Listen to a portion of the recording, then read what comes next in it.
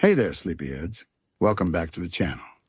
Before we drift into tonight's tale of circles and endless loops within the world of Adventure Time, I'd love to know where in the world are you watching from tonight and what time is it for you right now? Drop it in the comments below. It's always magical seeing how far and wide this sleepy little community reaches. All right, lights low, blankets up. Let's begin. When we look at the land of Oo, it might seem at first like a place of strange angles and chaotic landscapes. There are candy people shaped like gumdrops, sharp-edged mountains of ice, and forests that twist and bend in impossible directions. But if we pause, if we look gently and patiently, we begin to notice something else. Beneath the vibrant chaos, there is a quieter design, a recurring shape. The circle. The circle finds its way into nearly every corner of the series. Sometimes it is obvious, like the round moon that gazes silently over Finn and Jake's adventures. Other times it hides in smaller places, such as the loops of lollipops carried by the Candy Kingdom's citizens, or the curling swirl on Finn's simple backpack. In the playful world of Adventure Time, circles are more than decoration.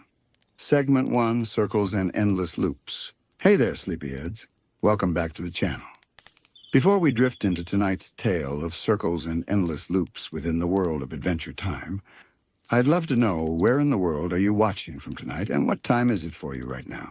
Drop it in the comments below. It's always magical seeing how far and wide this sleepy little community reaches. All right, lights low, blankets up. Let's begin. When we look at the land of Oo, it might seem at first like a place of strange angles and chaotic landscapes. There are candy people shaped like gumdrops, sharp-edged mountains of ice, and forests that twist and bend in impossible directions. But if we pause, if we look gently and patiently, we begin to notice something else. Beneath the vibrant chaos, there is a quieter design, a recurring shape. The circle. The circle finds its way into nearly every corner of the series. Sometimes it is obvious, like the round moon that gazes silently over Finn and Jake's adventures. Other times it hides in smaller places, such as the loops of lollipops carried by the Candy Kingdom's citizens, or the curling swirl on Finn's simple backpack. In the playful world of Adventure Time, circles are more than decoration. They carry weight. They remind us of endings that lead to beginnings, of cycles that never truly close. Consider Finn's journey itself. He begins as a child, stumbling through dungeons, learning what it means to be a hero. Yet again and again we see him return to familiar trials. He defeats monsters, makes friends, loses them, and learns lessons, only to find new challenges that echo the old. His life is not a straight line racing toward a single conclusion. It is a spiral, looping back upon itself, always circling, always transforming. Even when the series seems to move forward, there is the gentle reminder that every end is another beginning. One of the most poetic expressions of this circular theme comes at the very end of the show. In the finale, Come Along With Me, we witness the great battle, the turning point of so many stories at once. Yet as the dust settles, as BMO strums the gentle song of comfort, we are quietly shown that this is not truly the end. Time passes, generations shift, and a new pair of adventurers, Shermie and Beth, rise to continue the story. The circle of heroism closes only to open again. The saga is infinite. The flame of adventure is past, but never extinguished. This looping, circular structure reflects something profound about Adventure Time. It resists the idea of finality. Even in moments of great loss or sorrow, like Simon's tragic transformation into the Ice King or Finn's heartbreaks, the circle suggests renewal. It whispers that nothing is truly gone, only change. In the land of Oo, endings are soft edges that curve into beginnings, like the round horizon of a world that keeps turning. Let's look closer at how this shape appears throughout the series. The Enchiridion, that mysterious guide to heroism, is often shown decorated with circular patterns. These aren't just ornamental. They echo the notion that the book's wisdom is timeless, repeated across generations of heroes. The knowledge within is not a straight instruction manual. Instead, it is a wheel, old truths turning anew with each reader. We also notice circles in magical symbols. When Peppermint Butler summons forces from beyond, his ritual markings spiral into rings of power. When portals open, they shimmer into round, glowing thresholds. Even Prismo's time room is a radiant circle of light suspended in the void, inviting those who enter to step into eternity. Circles mark these thresholds, as though reminding us that every passage is part of a greater cycle. And then there are subtler circles. Jake himself, with his stretchy, rounded body, embodies the shape of flexibility and continuity. He can roll into a ball, loop into rings, or stretch endlessly, yet always returns to his circular, playful form. His presence alongside Finn often feels like a reminder of wholeness, of life's ability to bend without breaking. Jake is the circle-given personality, endless, soft, forgiving. As we drift deeper into this thought, consider how even nature in Ooh reflects the motif. The rising and setting of the sun, the cycle of seasons, the round faces of the candy citizens. Each of these gently echoes the truth that everything in this universe turns in circles. From cosmic events to tiny daily rituals, the world loops, breathes, and begins again. And yet the circle is not always comforting. It can also represent entrapment. Think of the Ice King, caught in a cycle of madness and loneliness that repeats for centuries. His circular crown, with its jagged points, binds him in an endless loop of forgetting and remembering, of reaching out and pushing away. His life becomes a closed circle, a prison without escape. In this darker expression, the shape reminds us that cycles can heal, but they can also trap us in sorrow if they do not evolve. The dual nature of the circle, comforting wholeness and suffocating repetition, mirrors the complexity of Ooh itself. It is a land of sweetness and whimsy, yet it is also scarred by the Great Mushroom War, a world where innocence and trauma coexist. Circles embody this paradox. They suggest hope, but also inevitability. They remind us that nothing is truly over, but also that some things may never be fully left behind. As we rest in this idea, imagine Finn sitting at the end of one of his quests. He may sigh in relief, believing the trial has ended. But as he looks around, another adventure quietly begins to stir. The circle continues, and perhaps, in that endless turning, there is both comfort and mystery. When we think about circles in Adventure Time, it's almost like the show is whispering to us about time itself. Time in Ooh doesn't flow in a straight river. Instead, it swirls like eddies in a pond. It returns, it loops, it folds back on itself in ways both gentle and startling. Finn, Jake, and the others seem to live inside a circular clock where the hands turn round and round, bringing familiar moments back into view, but always slightly changed. Take, for instance, the way relationships in the show evolve. Marceline and Princess Bubblegum drift apart, come together, drift apart again. Their connection is circular, like the orbit of two moons. They spin away from one another, but the gravity of shared history always draws them back. It is not a straight path from meeting to resolution. It is a series of loops, each bringing them closer to honesty until at last they break the cycle of distance and allow themselves to rest in love. The same can be said of Finn's repeated encounters with the Lich. Again and again he finds himself face to face with this ancient embodiment of death. Sometimes he defeats the Lich through bravery, other times through wisdom, or through the help of friends.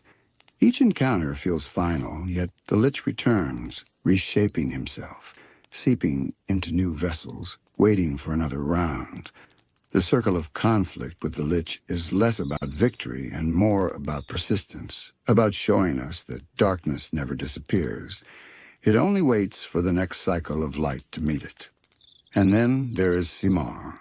His tragedy is perhaps the clearest example of a circle caught in endless repetition. With the crown on his head, he cycles through moments of lucidity and madness. He remembers, then forgets. He cares deeply, then pushes people away under the crown's influence. His life becomes a heartbreaking wheel, rolling forward yet never breaking free. When we watch him, we feel both the comfort and the sorrow of circles, the knowledge that love endures, but also the ache of seeing someone unable to escape a cycle of pain. The symbolism of circles reaches even further into the cosmic scale of the series. Think of the many incarnations of Finn himself. Across alternate universes and timelines, there are countless versions of him. Farm World Finn, Ice Finn, and others we glimpse through magical doors and mirrors. Each is a different point on the same loop, an echo within the circle of possibility. Together they suggest that Finn is not one single boy, but part of an eternal pattern of heroes, living and reliving across dimensions. The wheel of existence spins, and Finn appears again in a new form, continuing the same story in different ways. We might even say the multiverse itself is drawn in circles. Prismo's time room, glowing with radiant orange light, is not a cube or a line, but a great round chamber, a wheel suspended in eternity. Wishes made in this room ripple outward like concentric rings in water, touching countless dimensions. When Finn wishes for the Lich to have never existed, the consequence is not a single straight change. Instead, it is another circle, an alternate timeline spinning off into being, Farm World looping itself into the greater multiverse. This circular vision of reality is not just a narrative choice. It mirrors mythologies and philosophies that have echoed through human history. Many ancient traditions speak of time as a wheel. Hinduism describes the Kala Chakra, the wheel of time, turning endlessly through cycles of creation and destruction. Norse mythology speaks of Ragnarok, a world-ending event that leads not to emptiness but to renewal. Adventure Time, in its whimsical, colorful way, whispers the same truths. It tells us that in the end, there is no true end. Only loops, spirals, and circles returning us to where we began, though never exactly the same as before. We also see this in the gentle rhythm of episodes themselves. Many of the early adventures begin with Finn and Jake in their treehouse, and end with them returning there, safe once again. These episodes form little circles day by day, a rhythm of departure and return. Even the act of telling these stories feels circular because we as viewers step into Ooh, wander through its mysteries, and then return to our own world at the end of each episode, only to repeat the journey the next time we watch. This repetition can be soothing, like the turning of a lullaby. There is comfort in knowing that no matter how wild the adventure, Finn and Jake will circle back home. But as the series matures, the circles widen. They begin to encompass longer arcs, more complex emotions, and greater consequences. The treehouse remains, but the heroes who return to it are no longer the same. They carry the memory of each loop, each cycle, and so the circle is never static. It is alive, evolving. We might think here of the finale again. When Shermie and Beth discover the Finn sword, we feel the full weight of the circle. It is not just an object. It is the continuation of a pattern that stretches across time. Shermie is not Finn, and yet he carries Finn's spirit. Beth is not Jake, and yet her presence mirrors the bond that began so long ago. This is the great circle of heroism, repeating endlessly, reshaping itself with every turn of the wheel. It is both familiar and new, like a song sung across generations. In this way, Adventure Time teaches us to embrace circles not as prisons, but as opportunities. Every loop offers a chance to try again, to learn more, to grow. Even Simon, trapped in his cycle of loss, eventually finds moments of freedom, glimpses of peace, reminding us that circles are not always closed. They can expand, they can open into spirals, leading us gently upward or outward into new possibilities. So when we see a circle in Ooh, whether it is the round shape of a portal, the loop of Jake's stretchy body, or the rising sun, we can feel the resonance of this idea. Nothing ever truly ends. The wheel turns. The story continues. If we wander further into Oo's mysteries, we begin to notice how circles often appear at the threshold of the magical and the divine. Whenever sorcery is at play, the circle is there, glowing softly on the ground during a ritual, swirling like a spiral as a portal opens, or shining as a halo of energy around a character in moments of transformation. Circles mark the spaces where ordinary reality bends into something greater. Think of Peppermint Butler, the soft-spoken candy butler who hides within him vast and unsettling knowledge of the occult. In his rituals, the circle is essential. He draws it carefully, sometimes with chalk, sometimes with salt, sometimes conjured by the sheer force of will. It is not only a boundary, but a container. Within the circle, power gathers. It is safe to summon, safe to ask, safe to witness the forces that might otherwise overwhelm the world around it. In these moments, the circle feels protective, an embrace, a shield of completeness. Yet at the same time, the shape whispers of danger. A summoning circle can be opened, but once you step inside, you may not step out unchanged. Circles also manifest in combat. When Finn and Jake battle enemies, we often see them spin, twist, and whirl in ways that echo circular motions. The Lich's blasts of green fire surge outward in rings of destruction. Magic mushrooms release clouds that ripple like expanding circles in water. Even the battles of Ooh, chaotic and unpredictable, follow the same rhythm of outward and inward motion, contraction and expansion, like the pulse of a heartbeat. And of course, there is the most fateful circle of all, the ice crown. It is both literal and symbolic, a ring of power pressed against Simon's head. Its jagged spikes point upward like icy teeth, but the shape is unmistakable.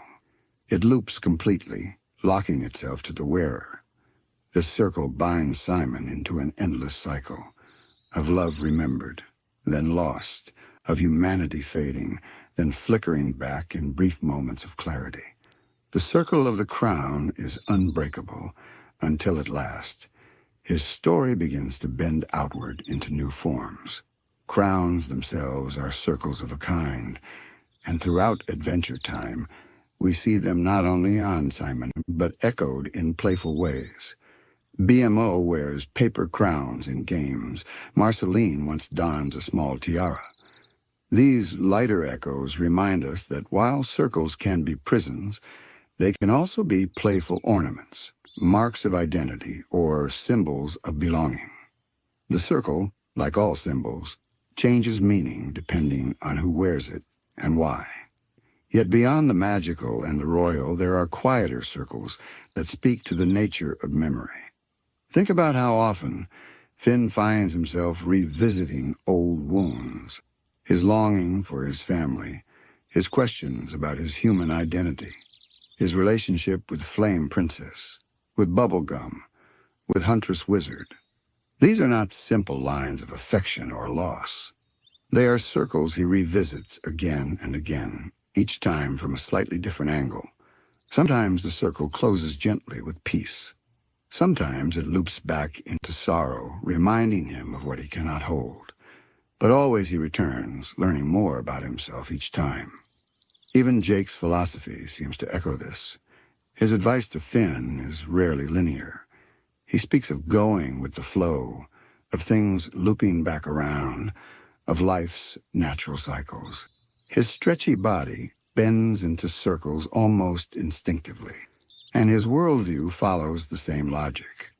Jake reminds us that not everything needs to be solved in a straight line. Sometimes things will come back around when they are meant to. Sometimes patience is the way through the circle. There is also a circularity in the way the land of Ooh itself is built. The Candy Kingdom is not just a collection of buildings. It radiates outward in rings like a confectionery mandala. The Fire Kingdom glows at its molten core, heat rippling outward in waves. Even the ruined landscapes of the post-apocalyptic wastelands often resemble scorched craters, circles of destruction carved into the earth by ancient weapons. Circles are not only present in the story, but embedded in the geography, shaping the very land beneath the characters' feet.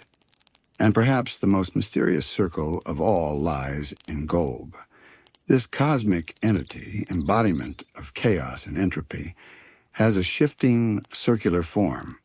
Its face is not a single image, but a rotation of faces, each appearing and vanishing, like a wheel of unsettling possibilities. When Golb arrives, reality itself bends, folding in ways that feel cyclical, as if the universe is being spun on a great axis. To gaze upon Golb is to see a circle of chaos, the turning of destruction and rebirth. It is no coincidence that Golb arrives at the end of the series to mark both a conclusion and a beginning, the circle of Ooh spinning into its next form. As we breathe into these thoughts, we begin to notice how circles hold contradictions. They are both gentle and terrifying, comforting and entrapping.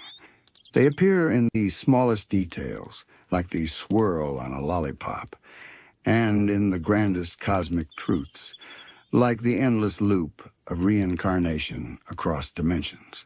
Circles in Adventure Time remind us that the universe is never one thing.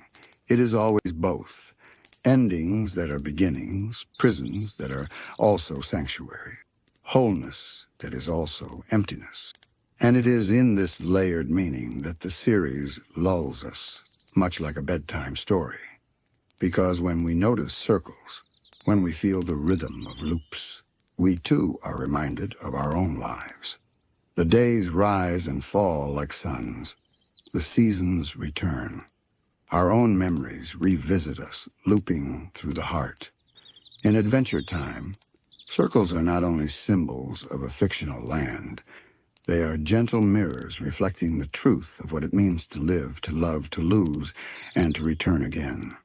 So as we rest here, on the first symbol of our journey tonight, we can feel the roundness of the story itself. It began, and it will end, and yet it will always return. Just as the sun sets only to rise, just as one generation of heroes gives way to another, so too will the circle of Ooh continue turning, forever and ever, in quiet, mysterious loops. As we circle toward the end of this first chapter in our journey, let's pause with one more reflection. Circles are not just found within the story. They exist in the way the story is told, and in the way we, as viewers, return to it. Think of how many times you may have rewatched an episode. Maybe you've returned to the pilot, where Finn and Jake leap into their first silly quest. Or perhaps you've found yourself revisiting the finale, listening once more to BMO's gentle voice as the world changes. Each time you return, you are walking a circle. And yet the circle is not empty repetition. With each loop, you notice something new, a detail in the background, a look exchanged between characters, a pattern in the music. The story becomes deeper the more often we walk its circle. This mirrors Finn's own journey. He revisits old enemies, old friends, and old feelings. But each time he comes back with something new. He is not the same Finn who faced the Lich the first time, nor the same boy who once cried out in heartbreak when Bubblegum could not return his love. Each return carries growth, wisdom, scars, and healing. The circle remains, but the traveler within it changes. That, perhaps, is the quiet secret of circles. They are never truly the same, even when they appear to be. We can see this truth in the way Adventure Time engages with reincarnation. Across the show, hints are given that souls are reborn in new forms. Finn himself may be a reincarnation of Shoko, the one-armed thief who once wore a familiar green backpack. Their lives are not identical, but they echo each other like rings on water. Each incarnation is part of the same great loop, carrying fragments of memory, fragments of destiny. And so the circle becomes not a prison, but a bridge across lifetime. The show gently suggests that even we, the audience, are part of this circular pattern. We watch Finn grow, we feel his pain, we celebrate his victories, and then the show ends. But in ending, it offers itself again. We return, we watch anew, or we remember it in quiet moments before sleep. In this way, the story itself becomes a circle, one that connects creators and viewers across time and space. Circles also connect the personal to the cosmic. Imagine the moon, a perfect circle in the night sky, gazing down upon Ooh. For the characters, it is just another part of their world. But for us, watching from afar, it becomes a symbol of eternity, of cycles beyond human control. The moon waxes and wanes, rises and falls, endlessly repeating its dance. Its roundness is a reminder that the patterns of the universe are the same as those within our hearts. The turning of the moon mirrors the turning of memories, the circling of friendships, the loops of life and death. Even the music of Adventure Time carries this symbolism. Many of its melodies return in circular fashion, with refrains that echo earlier notes. The iconic Island song, played in the show's credits, feels like a circle itself, an endless farewell and welcome, a loop of comfort that carries us gently from one episode to the next. The music is not a straight march forward, but a turning dance, weaving us into its rhythm. And so, when we step back, we see that the circle is everywhere, in the crown that imprisons Simon, in the portals that shimmer with possibility, in the rituals that Peppermint Butler whispers, in the reincarnations of Finn across timelines, in the rising sun, the glowing moon, the closing credits song. Circles are the silent language of Ooh, reminding us that nothing is final, everything returns, and each loop brings both loss and renewal. Perhaps this is why the finale felt so haunting and so peaceful at the same time. The circle closed on Finn and Jake's great adventure, but opened again for Shermie and Beth. For us as viewers, it was an ending, but also a beginning. The circle did not vanish. It widened, inviting new adventurers to step inside. The circle, then, is not only a motif. It is the very shape of Adventure Time itself. To watch the show is to walk the circle, to feel it turn beneath our feet, to realize that each ending is soft and each beginning is gentle, like the closing of eyes at night and the opening of them in the morning. And so, as we rest at the close of this first exploration, we can carry the thought that in Ooh, as in life, circles are not to be feared. They are to be lived with. They carry us through joy and through sorrow, through beginnings and endings, through love and loss. They remind us that the world will keep turning, that we will have another chance, another loop, another sunrise. Now, having followed the circle's path, we find ourselves ready to lift our gaze from the round horizon of Ooh and look upward.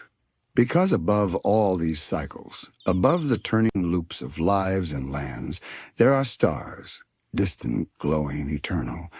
They shine silently over every circle below. And in our next part of this journey, we will drift toward them, toward the stars and the cosmic threads that tie Adventure Time's universe together. Stars in Adventure Time are not only lights in the sky, They are woven into the fabric of the story, like quiet stitches holding together the patchwork of Oo's reality. When we see them twinkle above, we are reminded of the threads that connect every character, every choice, every timeline. The stars are storytellers in their own right, though they never speak aloud. They simply glow, patient and steady, as if to say, all of this matters, and all of this is part of something larger.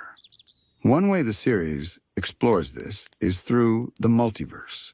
Every alternate version of Finn, every strange reflection of Jake, and every new timeline created by a wish or a mistake. They are not isolated stories.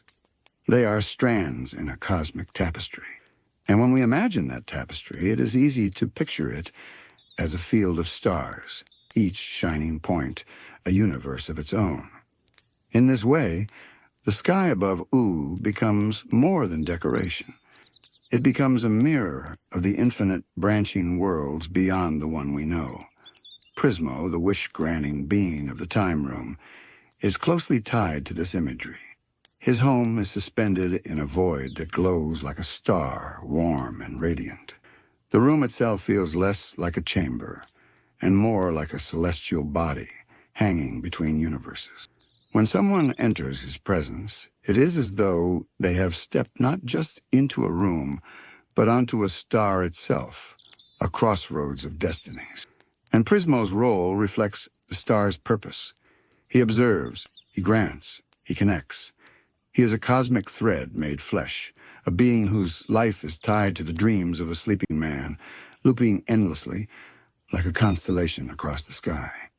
This idea of threads comes up often. Threads bind stories together, but they also pull characters toward their fates. Consider the episode Puhoi, where Finn falls into a pillow world. It feels like a detour, a dream, a side story. Yet when he looks up, there are stars shining above that world as well. They remind us that even this alternate reality is woven into the larger design. Finn's choices there, his family, his life, may not endure in his waking world, but the thread of that story still exists, shimmering softly in the cosmic web. Stars are also symbols of guidance in personal ways. Princess Bubblegum, often consumed by science and responsibility, is sometimes shown working beneath starlight. The stars above her are reminders that even her careful, logical world is still part of a greater mystery. They suggest that knowledge does not end with the laboratory. Beyond the beakers and equations, there is an infinite cosmos that cannot be contained, only gazed upon. For Bubblegum, the stars are a gentle contrast to her control, a reminder that some truths are bigger than any kingdom. We see something similar in Marceline's connection to the night. As a vampire, her life is bound to the moon and stars. They are her companions, her silent witnesses, as she sings songs of memory and longing. When she strums her bass beneath a starry sky, the stars seem to listen, reflecting her emotions back at her. They carry her voice into the silence, like cosmic echoes drifting across the dark. For Marceline, the stars are not cold and distant. They are friends, patient and unchanging, offering her a kind of comfort that even other people sometimes cannot. And yet, not every star in Ooh is a symbol of peace. In certain magical moments, stars are tied to danger. Constellations shift, strange star people appear, and the fabric of reality bends in ways that remind us of how small the characters truly are. There is a sense that the stars hold secrets beyond comprehension, that their shining is not always benevolent. Just as the stars above us can guide sailors across oceans, but also remind us of the vastness of space, so too do the stars in Adventure Time balance, wonder with unease. In this duality, we see the essence of the show's cosmic tone. Stars are both beautiful and mysterious.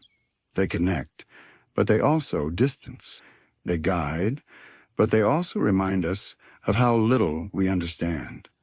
They are threads in the tapestry, but they are also points of light far beyond reach. And it is in that tension, between closeness and distance, between destiny and freedom, that Adventure Time builds its cosmic philosophy. As we reflect on this, imagine Finn lying on a grassy hill, staring up at the night sky. Perhaps Jake snoozes beside him, the two of them quiet after a long day of adventuring. Above them, stars shimmer silently. They do not speak, yet they seem to hold the promise that Finn's journey matters, that it is woven into something much larger than he can see.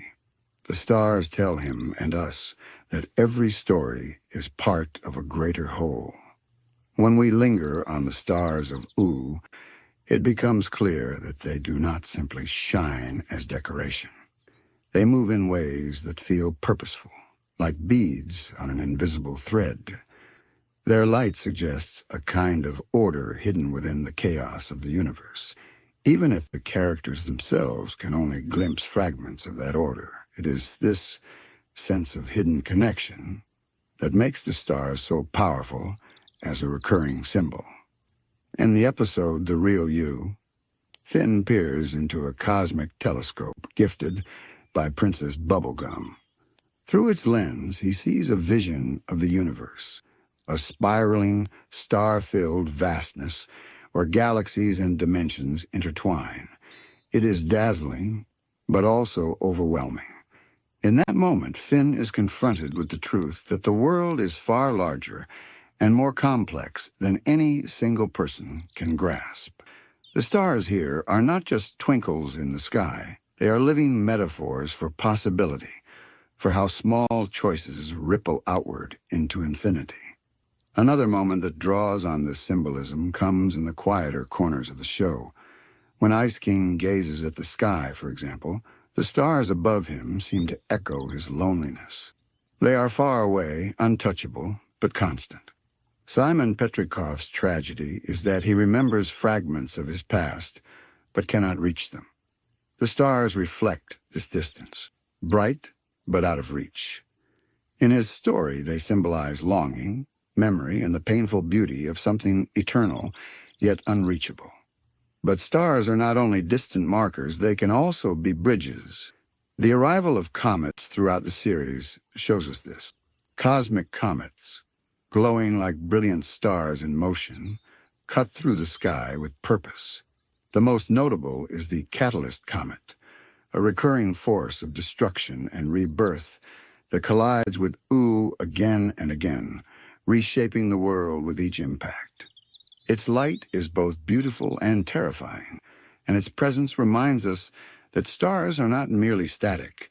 They are active participants in the endless cycle of creation and renewal.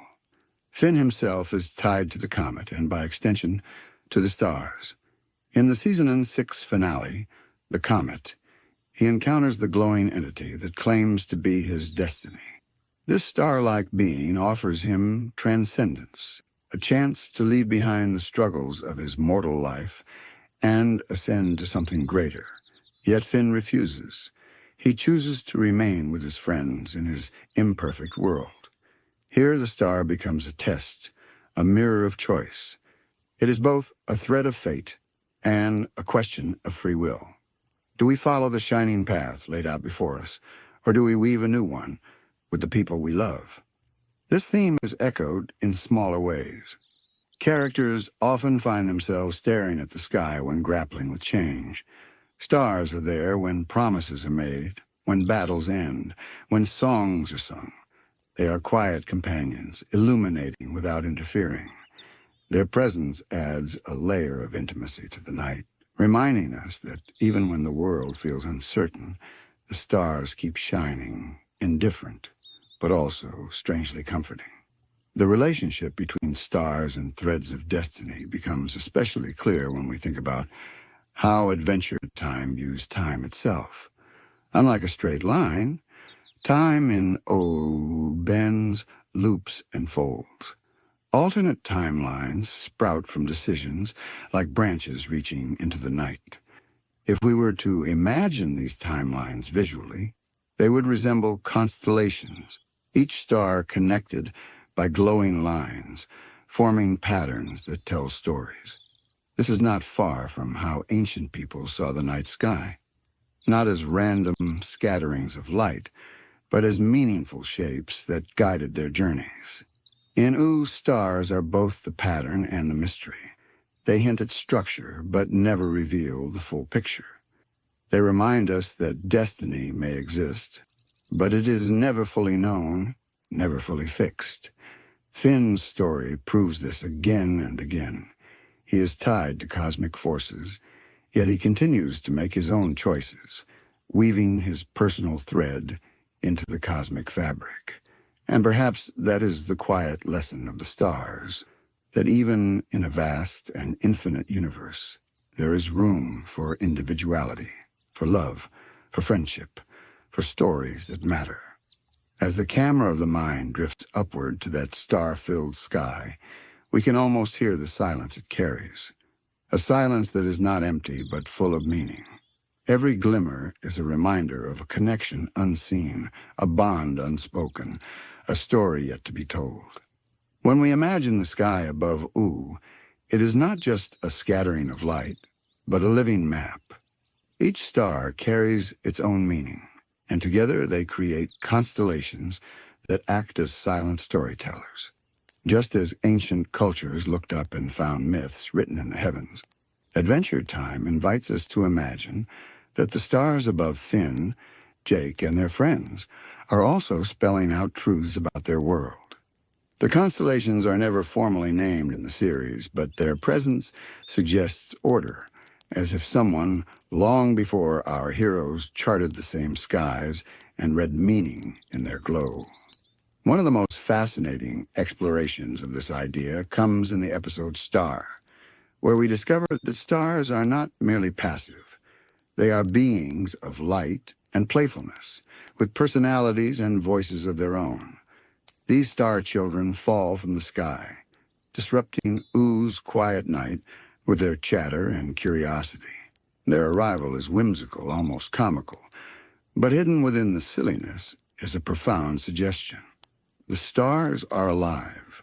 They are not distant observers, but participants in the ongoing story of the universe. When they fall to Earth, the boundary between the cosmic and the everyday is blurred. This moment reveals something important about the tone of Adventure Time. The show never lets the cosmic feel entirely unreachable. Instead, it balances awe with accessibility. Stars can symbolize infinite destiny, but they can also giggle and stumble, tripping through meadows just like anyone else. In this way, Adventure Time gently reassures us that the vastness of the universe is not meant to intimidate.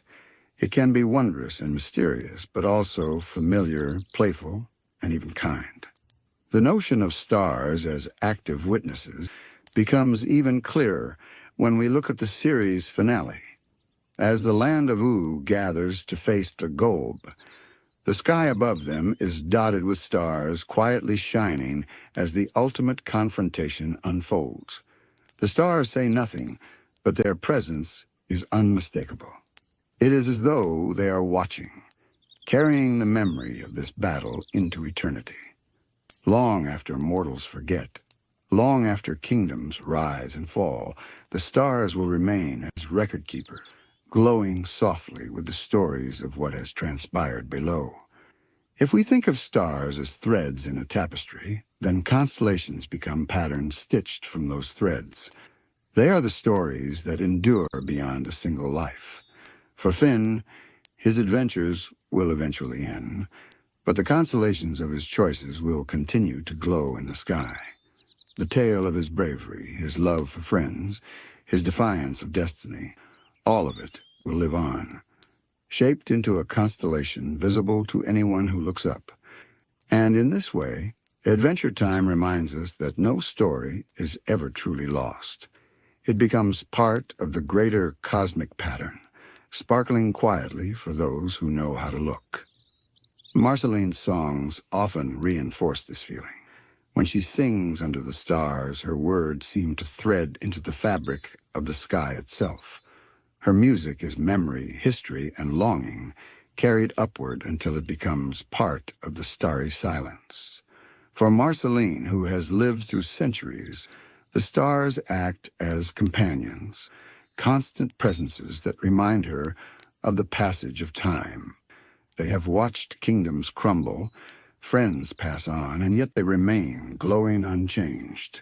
Her bond with the stars is almost intimate, a relationship born from loneliness, but deepened by recognition. This theme of recognition is subtle, but profound. The stars see everything. They saw the Mushroom War, the rise of the Candy Kingdom, the fall of Simon into Ice King, the rebirth of countless heroes and villains. They will see what comes after, too, in futures that stretch far beyond the scope of the show. In this way, stars embody both memory and prophecy. They are the past, written in light, and the future waiting to be revealed. Even BMO, in moments of dreamy reflection, seems to understand this. In the finale, as BMO sings Time Adventure, the song feels like a lullaby for the universe itself. It is about endings and beginnings, about how time stretches endlessly in both directions. The stars overhead glow softly, listening, almost nodding along. The performance is not just for the people gathered, but for the cosmos. The stars act as both audience and chorus, silent, yet deeply involved. It is striking how often these celestial moments appear at turning point. When choices are made, when battles end, when friendships are tested, the stars are there. They do not interfere, but they are constant. Their presence assures us that even when the world below is chaotic, there is still continuity, still a pattern above. It is a comfort, but also a reminder of scale, that the problems of Ooh, while enormous to its people, are but flickers beneath the endless sky. And so the stars become both grounding and humbling. They remind us of our place in something larger, while also offering light that is steady and reliable. For Finn, Jake, Bubblegum, Marceline, and all the rest, the stars serve as a quiet backdrop to their lives, yet their influence is unmistakable. They are the cosmic threads tying everything together, weaving past, present, and future into a single, glowing fabric. The more closely we look at stars in Adventure Time, the more we see them not as distant lights, but as quiet companions in the story of Ooh. They shimmer softly through times of joy and times of sorrow, through wars and lullabies, through moments of destiny and small gestures of love. They are not loud symbols, but subtle ones, always present when the characters look upward, always waiting to remind them that they belong to something vast and enduring. We can think of them as threads stretched across an infinite loom. Every person, every choice, every alternate timeline is tied into that loom, glowing faintly like a star. It is not a rigid pattern, not a fate locked in place, but a web of possibility that shifts with every decision. This is why stars in Adventure Time feel both comforting and mysterious. They hold the memory of what has been, but also the openness of what might still come. One of the most powerful expressions of this appears in Finn's encounter with the Catalyst Comet. Here, the star-like being embodies destiny in its rawest form. It tells Finn he can rise beyond the struggles of his world, that he can ascend to something greater. Yet Finn refuses. He chooses his friends, his life, his imperfect but beautiful home. The stars in this moment are not just destiny pressing down upon him. They are also the witnesses to his defiance. They glow quietly above as if to mark the significance of this choice. It becomes a new constellation in the cosmic fabric, a story of a boy who chose love over fate. Even the star children we meet in Stars can be read through this lens. Their fall to Earth is playful, but it also symbolizes the closeness of the cosmic and the mundane. They are proof that the infinite is not unreachable. The stars can tumble into our lives, laugh with us, learn from us, and then return to the sky. This playful perspective is essential to the show's spirit. It reminds us that while stars represent eternity, they are not cold or distant. They are woven into the warmth of everyday stories. In the finale, as BMO's gentle song drifts through the air and the people of O unite against Golb, the stars remain steady overhead. They do not intervene, yet they frame the moment as though they are inscribing it into the eternal memory of the universe. When Golb is finally transformed and the balance restored, the stars are still there, shining as they always have. The message is simple yet profound. Time moves on, struggles pass, victories fade, but the stars remain. They are the constant background against which every story plays out. For Marceline, the stars hold another layer of meaning. They are reminders of time itself. Having lived for centuries, she has seen countless nights pass beneath their glow.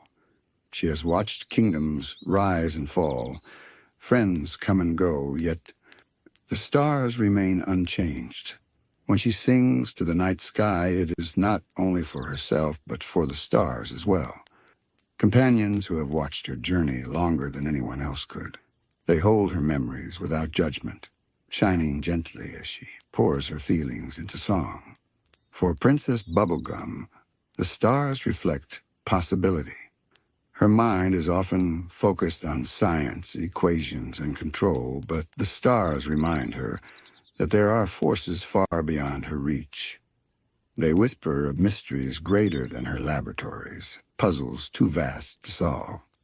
Yet they also inspire her, reminding her that discovery is endless and that wonder is as important as knowledge. And for Finn and Jake, the stars are perhaps the simplest and most profound of all. They are the backdrop of countless nights spent camping, laughing, and reflecting. They have witnessed the two of them grow from carefree adventurers into something deeper, a pair of friends whose bond anchors an entire world. In the quiet of those starlit nights, the stars give Finn and Jake something precious, the sense that their friendship is part of something eternal, something written in light across the sky. As we reflect on all of this, it becomes clear that the stars in Adventure Time are more than scenery. They are cosmic threads weaving together destiny, memory, and possibility. They are companions, witnesses, and sometimes even playful participants. They embody both the infinity of the universe and the intimacy of a quiet night. They remind us that every story, no matter how small, belongs to the fabric of eternity. And so when we think of Ooh, we cannot help but think of its starry nights, of Marceline singing softly to their glow, of Finn choosing his friends under their watchful eyes, of BMO sending a song into their silence. The stars are always there, watching, remembering, and shining. They are the cosmic threads tying together every tale, every world, every version of time itself. Perhaps that is their greatest gift. They remind us, just as they remind the people of Ooh, that we are never truly alone. Even in the quietest night, when all seems still, the stars are there, steady, patient, and full of meaning. Their light is both ancient and new, both distant and close.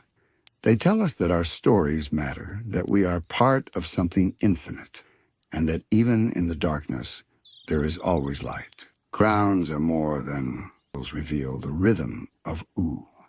Then the land itself holds the symbols that guide us through those rhythms.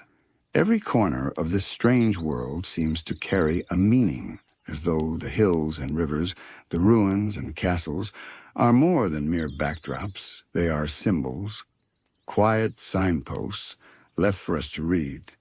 And if we pause long enough to notice them, they tell us stories about Ooh's hidden logic. The most immediate of these symbols lies in Ooh's very landscape. Its fields and forests, its deserts and seas do not spread randomly. They carry with them echoes of what came before. Vast plains stretch where once there may have been city streets. Oceans lap against crumbled skyscrapers, their forms softened by centuries of waves. Even the most playful regions, like the Candy Kingdom or the Fire Kingdom, stand atop layers of history. Every bright, whimsical land is also a mask, covering scars left by the world that fell before the Mushroom War. The ruins scattered across Ooh remind us of this hidden depth. When Finn and Jake stumble upon the skeletal remains of highways, the hollow shells of malls, or the strange husks of machines, we are reminded that this is not only a magical fantasy world, it is Earth, our Earth, transformed. These ruins stand like fossils, symbolic reminders that every present moment is built upon the bones of the past. They are quiet, haunting symbols of cycles, telling us that nothing truly disappears but lingers in the landscape as memory. And then there are the trees, which appear again and again as central symbols. The great tree house that Finn and Jake call home is more than a dwelling. It is a symbol of life rooted in ruins, grown from the earth long after devastation, yet containing remnants of the old world within its branches. It bridges the gap between death and renewal. When we look at it, we are reminded that the world can heal, that new growth can spring from broken soil. Other trees carry meaning as well. The apple trees that appear in small moments are not merely sources of food. They echo the ancient symbol of knowledge, choice, and temptation. To take fruit from a tree has always carried mythic weight, and in Ooh, these quiet moments remind us that even in a post-apocalyptic landscape, the old stories still breathe through the soil. Water, too, is a powerful symbol across Ooh.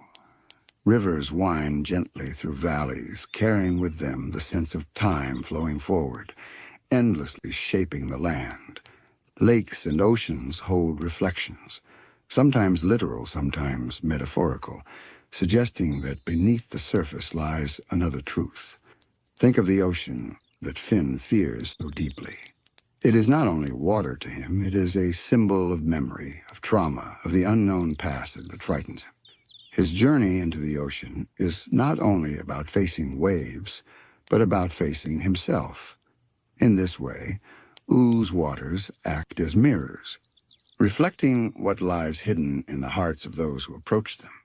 The dungeons and underground caverns scattered across the land hold a different symbolism. They are places of descent, journeys inward, echoing the old mythic idea of entering the underworld.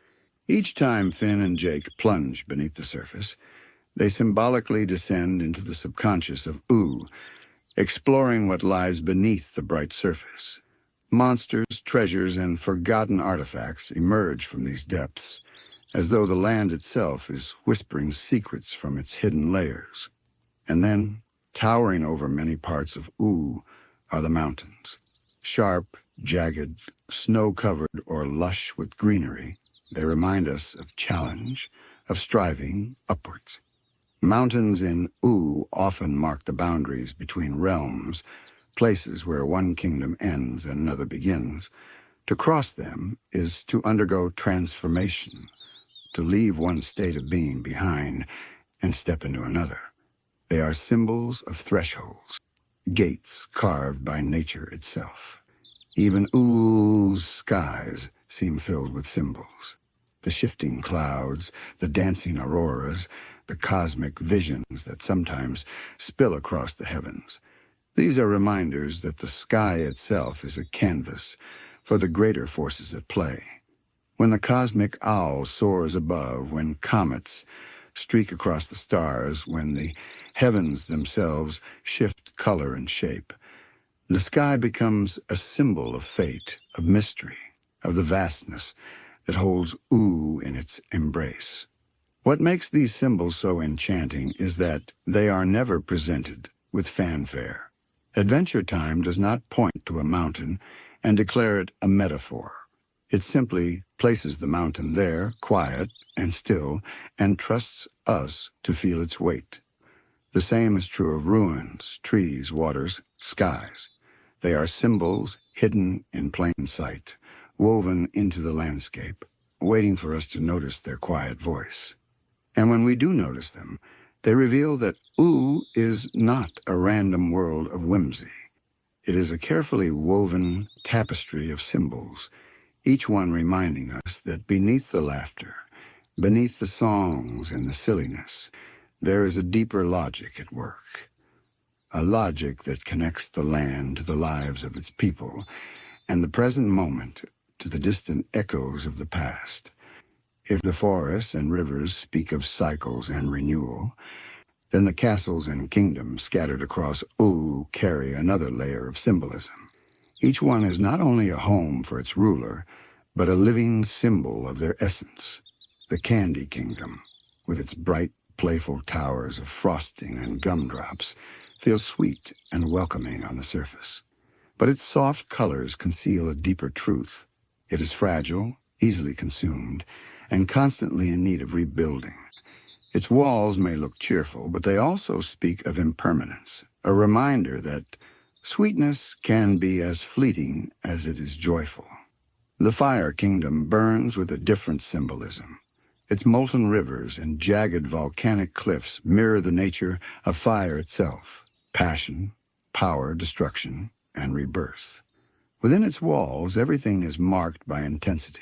Heat that can nurture or consume, flames that can warm or destroy.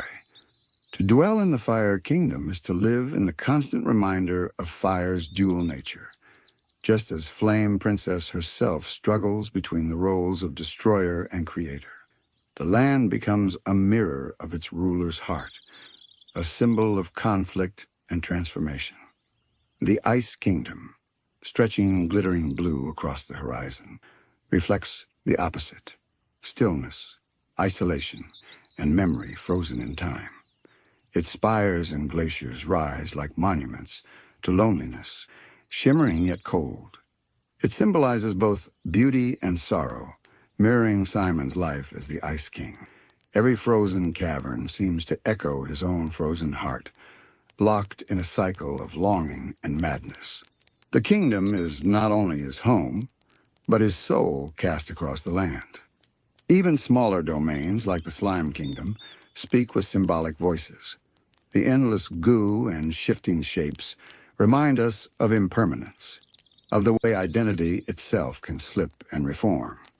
The Slime Kingdom is playful, but it also embodies dissolution, the gentle chaos that erodes rigid forms.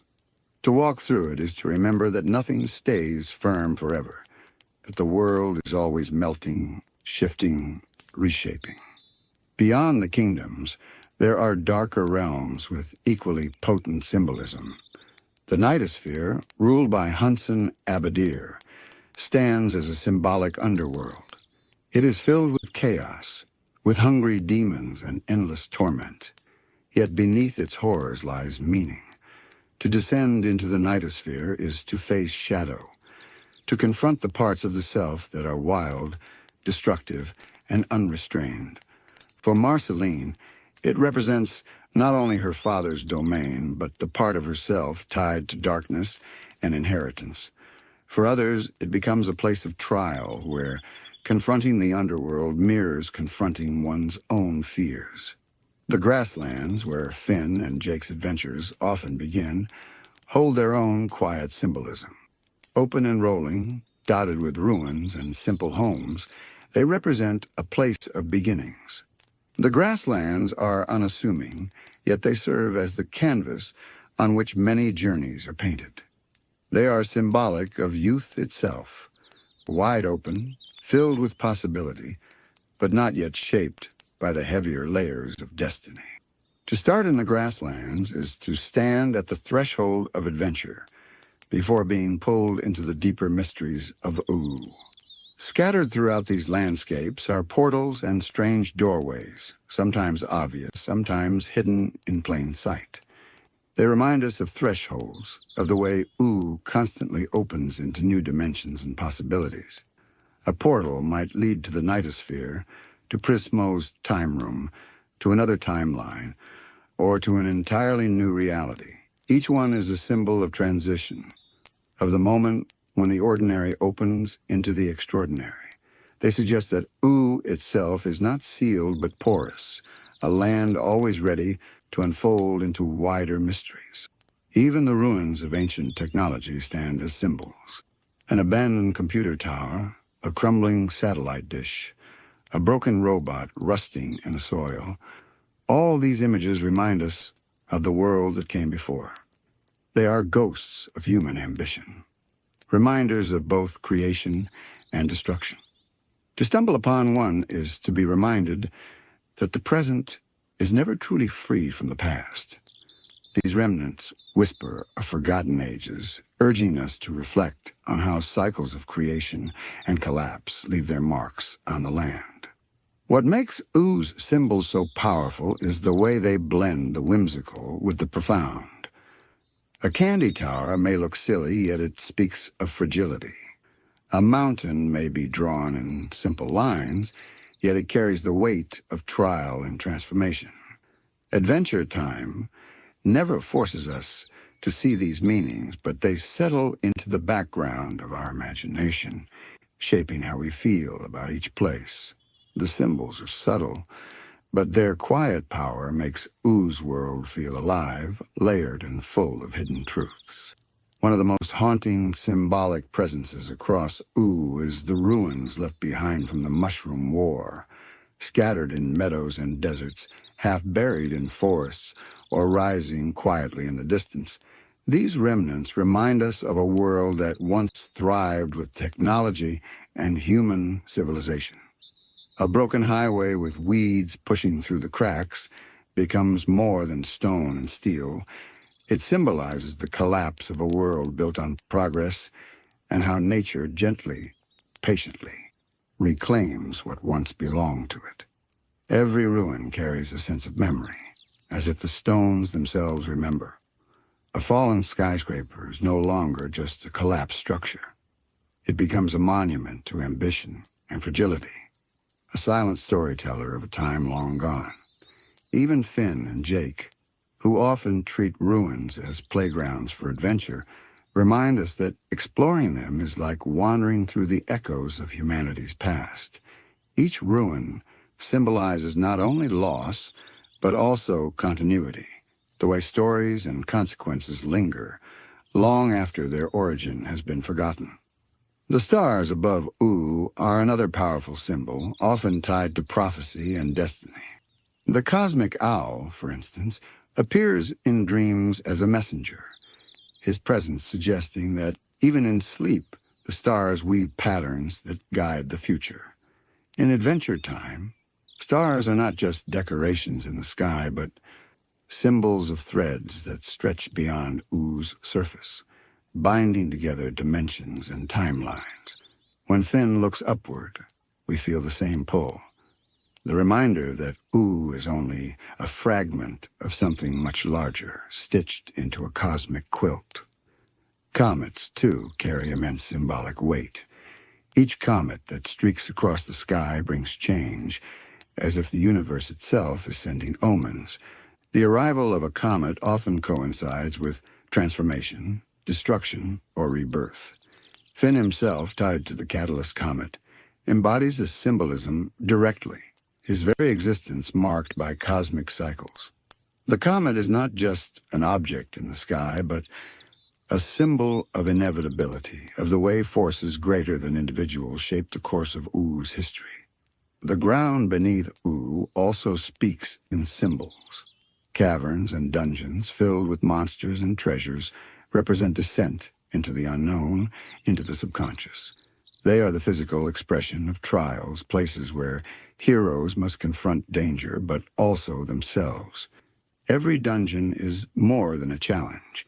It is a mirror of growth, a symbolic journey downward before returning upward changed. Even the trees of U carry meaning, especially the great treehouse where Finn and Jake live. It is not merely a home, but a symbol of shelter. companionship, and life rooted deeply in the earth while reaching upward to the sky. In its branches, the two find safety, but also possibility. The treehouse is living architecture, an embodiment of harmony between nature and dwelling. In contrast, Marceline's house, an ancient, crumbling structure, speak of solitude, history, and the way the past lingers in walls that refuse to fall. Each home in Ooh symbolizes not just a dwelling place, but the inner life of its inhabitants. Waterways across the land, too, form quiet, symbolic threads. Rivers wind like the flow of time, moving steadily toward an unseen ocean.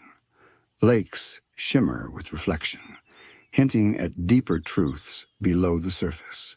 When characters cross water, it often marks transition, stepping into something new, leaving behind what was familiar. The symbolism here is gentle, but persistent, guiding us to feel that Ooh's geography is more than background scenery. It is a language of movement and meaning. The sky itself often shifts into symbolic roles. A clear sky, wide and endless, gives a sense of freedom and hope, while storm clouds gather tension, foreshadowing trials. Sunsets, with their soft oranges and pinks, signal not only the close of day, but the passage of time, the slow fading of one chapter before another begins. In Adventure Time, even the simple act of watching a sunset becomes layered with emotion, as if the sky is gently reminding us of impermanence and renewal. Another repeating symbol in Ooh is the crown. Not only Ice King's magical crown, but crowns in general appear as signs of authority, a burden of transformation. The Ice King's crown is perhaps the clearest example, a simple object of gold and jewels that carries the power to alter destiny entirely. But beyond its literal magic, the crown symbolizes the weight of rulership and the cost of power. Crowns in Ooh rarely signify only glory. They often remind us of the price attached to holding them. Then there are the more subtle patterns, spirals drawn on stones, eyes hidden in the designs of ruins, portals etched with circles. These motifs repeat like whispers across the landscape, as though the land itself is trying to tell a story too large for words. Spirals often symbolize cycles, endless turning and returning. Eyes represent watchfulness, the presence of hidden forces observing the flow of events. Circles suggest unity, eternity, and the web of connection that binds Ooh to other realms. These recurring patterns remind us that Ooh is not random, but shaped by hidden logic woven through both its land and sky. All of these symbols, ruins, stars, comets, crowns, spirals, work together to create a dreamlike resonance. Ooh becomes more than a setting. It becomes a symbolic landscape, a reflection of the characters' inner lives, of cycles both cosmic and personal, of the mysterious forces that guide destiny. When we take the time to look, to really listen, the land whispers of meaning that stretches far beyond any single story. When we step back and look at Ooh as a whole, it begins to feel like a grand mosaic, every piece of its land and sky carrying its own symbolic note, and together forming a symphony of meaning. It is not just a post-apocalyptic world with quirky kingdoms and scattered ruins. It is a dreamlike tapestry, where each hill, tree, and river whispers something larger than itself. And the more closely we listen, the more we see how deeply the world is structured, as though it were carefully painted by unseen hands. Take, for example, the repeating motif of eyes. Hidden in ruins, carved into walls, or even appearing as living beings, they give the sense that Ooh is always under observation. Sometimes these eyes are literal, giant creatures or guardians that peer from the shadows. Other times they are symbolic, etched into artifacts or repeated in strange patterns. They remind us of a presence beyond the surface, of the fact that in adventure time, nothing unfolds without being witnessed by forces greater than the characters themselves. For the dreamer lying in bed, it can feel like drifting into a story where you too are watched, gently reminded that all stories exist under the gaze of something beyond them. Another motif, the spiral, winds its way through Ooh in quiet yet insistent ways. From the curling arms of snails to the whirls in dungeon walls, spirals suggest cycles that never truly end. They embody movement without conclusion, journeys that bend back toward their beginning. This symbolism mirrors the way Adventure Time itself often tells stories that circle, return, or echo across time. Finn's life, the comet cycles, the rebirth of magical forces, all seem tied to this spiral motion. In a land built after catastrophe, the spiral is a symbol of survival, of stories continuing to turn even after the world has broken apart. Portals, doors, and thresholds also appear again and again, reinforcing the sense that Ooh is never closed, but open to transformation. A door in a tree may lead to treasure, or to another world entirely. A portal may whisk a hero into the nightosphere or Prismo's time room.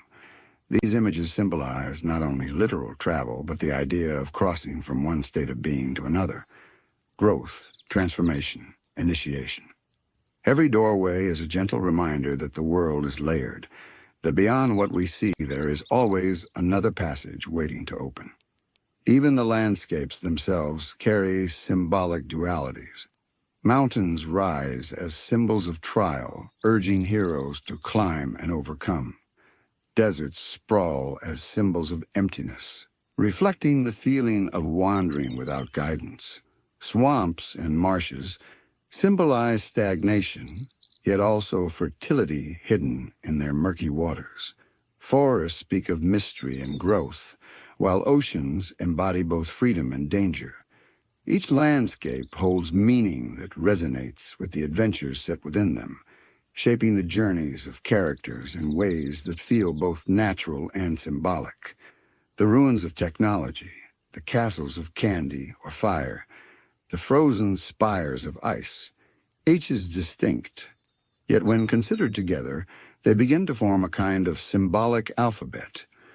Ooh's design feels deliberate, as though every location contributes a letter to the hidden language. In the soft quiet of Ooh, eyes appear again and again, sometimes wide and curious, sometimes unsettling and watchful. They glow in the dark. They peek from shadows. They sit at the center of strange creatures and cosmic beings. And each time we see them, we are reminded that eyes are not only organs of sight, they are symbols of perception, of understanding, and of the uneasy feeling of being observed by something larger than ourselves. Eyes in Adventure Time are windows, but also mirrors. They reveal the self, but they also suggest the presence of the other. When Finn's eyes widen in wonder, we are drawn into his youthful perspective, seeing the world as vast and full of possibility. When the Lich's burning eyes narrow, we feel the oppressive weight of something ancient, malevolent, and unblinking. In each case, the eyes speak more than words could. They frame the way characters encounter the world and the way the world encounters them. One of the most memorable uses of eyes comes from the creatures that dwell in the margins of O. Think of the deer in No One Can Hear You, with its calm face and uncanny hands. Its eyes are serene, almost too serene, unsettling in their emptiness. In that moment, the deer is not simply a woodland creature. It is a watcher, an intruder from something unknown, its eyes silently holding a truth Finn cannot quite grasp. Here the symbol of the eye becomes eerie, a suggestion that what we see is never the full story, that some presences in Ooh are beyond comprehension. But eyes are not only about fear. They can also symbolize clarity. When characters truly see each other, when they connect beyond words, the animators often linger on their gaze. Finn and Jake sharing a quiet look. Marceline and Bubblegum meeting eyes in moments of reconciliation. These brief exchanges tell entire stories of trust, vulnerability, and love. The eye becomes the window to something deeper, an unspoken acknowledgement of what lies in the heart. There is also a cosmic side to this symbol. Across the multiverse of Adventure Time, eyes often belong to beings of immense power. Orgalorg, the ancient space deity hidden within Gunter, is revealed with glowing eyes that pierce through the void. The Lich, born from the radioactive fallout of a ruined world, has eyes that flicker like dying embers, as though they hold the memory of every life he has extinguished. And in the dreamscapes that Finn wanders through, we sometimes glimpse floating eyes without bodies, watchful orbs that follow him in silence. These are not simply eyes in the biological sense, but representations of awareness itself, cosmic consciousness peering into the fragile lives of mortals. What makes eyes so haunting in Ooh is their ambiguity. They can mean knowledge or intrusion, trust or terror.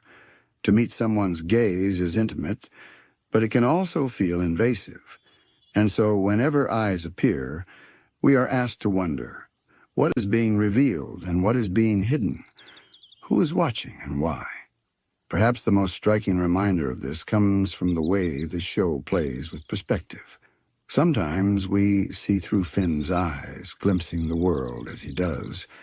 Other times we feel the oppressive presence of a gaze upon him. The shift between these perspectives makes us aware of the act of watching itself, as though the universe of Ooh is not only a story being told, but a story being witnessed. As the night deepens and we let our minds wander through these symbols, the eye becomes a companion. It reminds us that perception is both a gift and a burden. To see is to know, but also to carry the weight of that knowledge.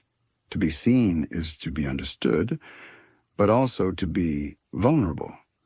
And in Ooh, where so many forces lurk in the shadows or descend from the stars, the presence of an eye always asks us to pause, to reflect on what it means to truly look and to truly be looked upon.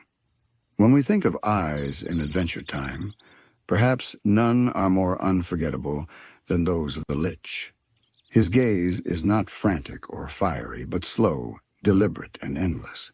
His eyes glow with a dim green flame, casting light that feels less like warmth and more like decay.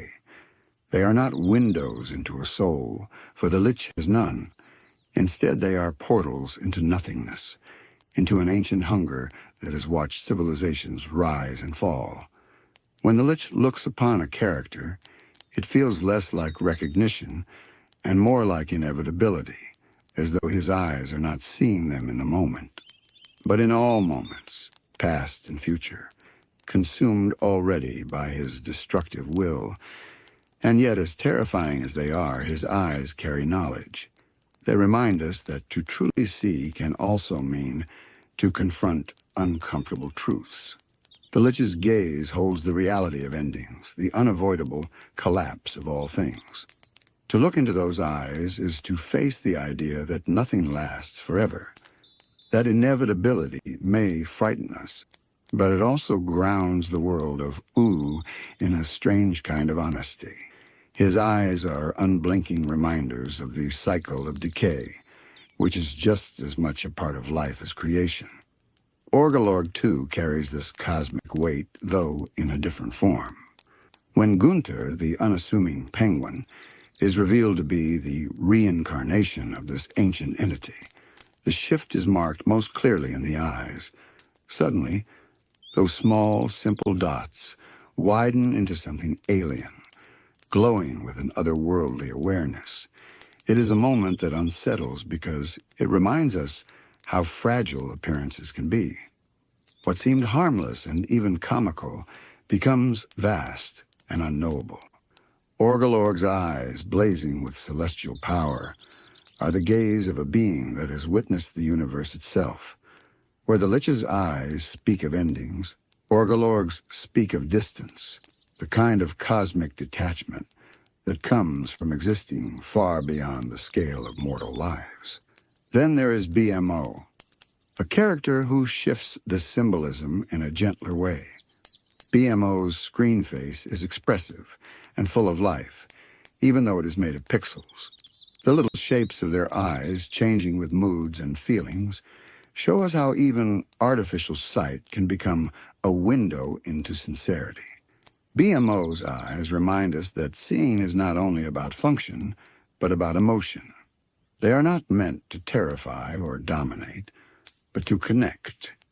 When BMO looks at Finn or Jake, there is no hidden agenda, no cosmic detachment.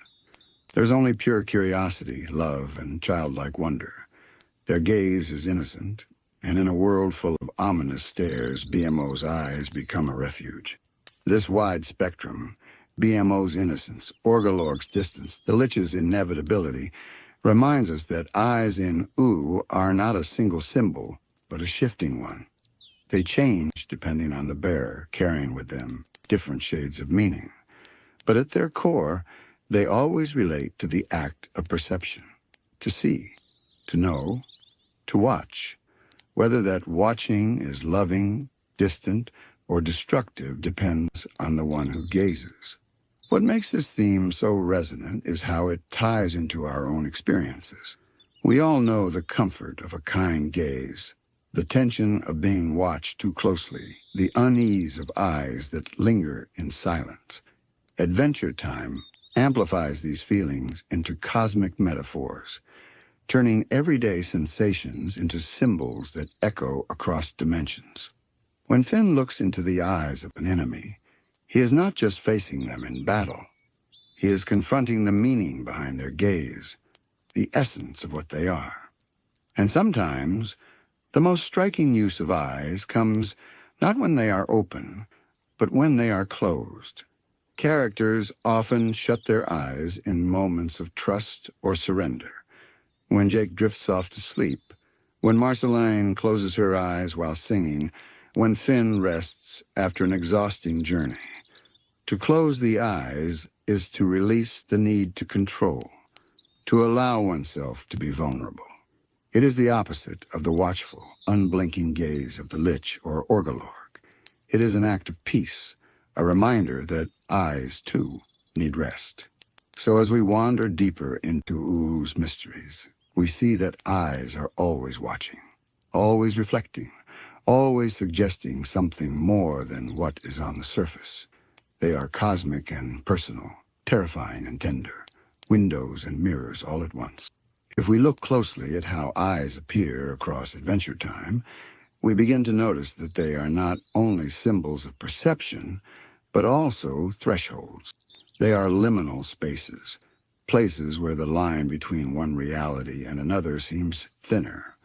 To gaze into certain eyes is to risk stepping into something larger than yourself, something you may not fully return from. One of the most striking examples comes from the dreamlike episodes where Finn slips between states of waking and sleeping. In these spaces, eyes often guide him, appearing suddenly, glowing faintly in the dark, as though the dream itself is alive and aware. They act like lanterns in the void, inviting him forward. The effect is unsettling, but also strangely comforting, like the way a nightlight reassures us, even while it reminds us of the shadows. In these moments, the eye becomes not just a watcher, but a portal. To follow it is to move deeper into the subconscious, to peel back the layers of reality and find what waits beneath. This idea also surfaces in the many magical artifacts that populate Ooh. Think of the Enchiridion, its pages filled with cosmic secrets. On its cover, the eye stands boldly at the center, as though declaring itself to be the gateway through which knowledge must pass. To open the book is to open a kind of vision, one that transcends ordinary sight. The eye here becomes the threshold to wisdom, though not without cost.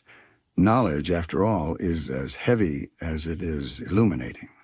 The more we see, the more we must reckon with. Even portals themselves often resemble eyes. The black oval that appears when magic tears open the air, the swirling vortexes of stars that transport characters between dimensions, they all evoke the image of an enormous eye blinking open. It is as though the universe itself is watching, and when its gaze widens enough, a doorway is revealed. These moments suggest that movement between realms is less about stepping through a door and more about being noticed, about being allowed passage by the unblinking awareness of the cosmos. In a more intimate sense, characters' eyes often serve as portals into their truest selves. When we see Finn's eyes glisten with tears, it is not only emotion, it is the opening of something inward, a glimpse into the raw heart he usually protects. Marceline's eyes, especially when she sings, feel the same way. They are not just expressive. They are doorways into her vulnerability, her memories, her longing. To look into someone's eyes in Adventure Time is often to cross into their inner world, even if only for a moment. There is also the curious case of the Nightosphere, ruled by Hunson Abadir. The Nightosphere portal itself often appears as a great swirling shape that suggests a monstrous eye, an opening into chaos. It feels alive, as though it is aware of who dares to step through. In this way, the Nightosphere's eye is both a watcher and a passage, blending the roles of observer and gateway. To be seen by it is to be admitted into its depths. What is fascinating is how consistent this theme remains, even when it is subtle. A magical spell sparks open like an eye. A creature emerges from the shadows, its gaze doubling as an invitation and a warning. The act of seeing becomes inseparable from the act of crossing boundaries. Eyes are not just observers. They are thresholds into what lies beyond ordinary comprehension. When we reflect on this, we may realize that eyes in Ooh are not passive symbols. They are active agents. They change the world not by moving or speaking, but by looking.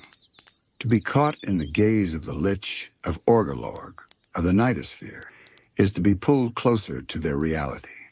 To meet the gentle gaze of BMO or Jake is to be invited into comfort, into trust. In every case, the eye is a doorway, whether it leads to terror or tenderness. And so eyes in Adventure Time remind us of the layered nature of perception. They are not only about what is visible, but about what lies behind and beyond. They are windows that open both ways, outward to the world and inward to the self. To close them is to rest, to retreat. To open them is to risk being drawn into something vast. As we drift deeper into this idea, it becomes clear that eyes are not only organs or symbols, they are bridges. They connect realms, connect people, connect the seen and unseen.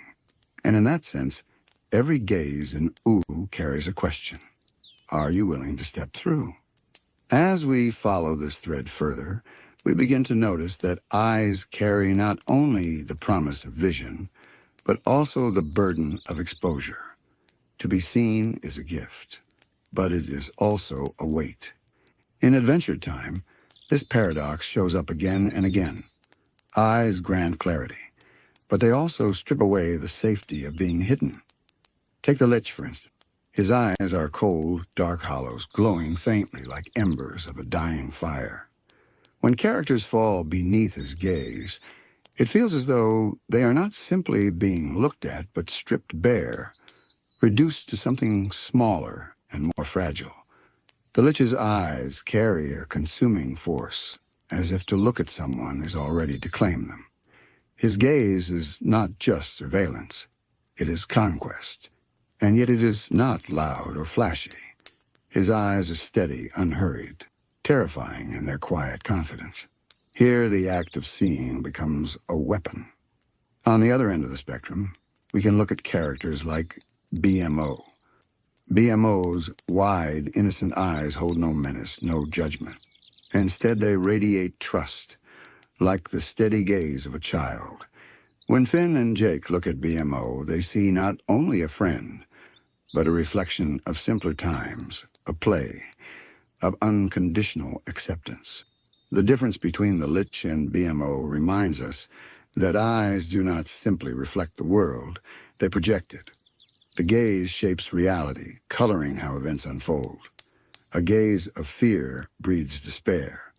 A gaze of love nurtures hope. Finn's own journey is marked by this evolving relationship with being seen. In the early days, he longs to be recognized as a hero. He wants the eyes of Ooh upon him, admiring, validating, confirming his place in the world. But as the years pass, Finn begins to understand the deeper layers of sight. Recognition is not always kind. To be seen by those he loves is to risk their disappointment. To be seen by his enemies is to risk vulnerability. Slowly, Finn learns that the truest vision is not external at all, it is inward. His growth as a character is not about performing for others' eyes, but about opening his own, daring to look honestly at who he is becoming. This tension between the desire to be seen and the fear of being exposed is part of what makes eyes such powerful symbols in Adventure Time. They are the mirrors of connection, but also of accountability. They force characters to confront not only how others perceive them, but how they perceive themselves. And in a world as strange and layered as Ooh, that is no small task. We might also reflect on how eyes represent balance, to see and to be seen.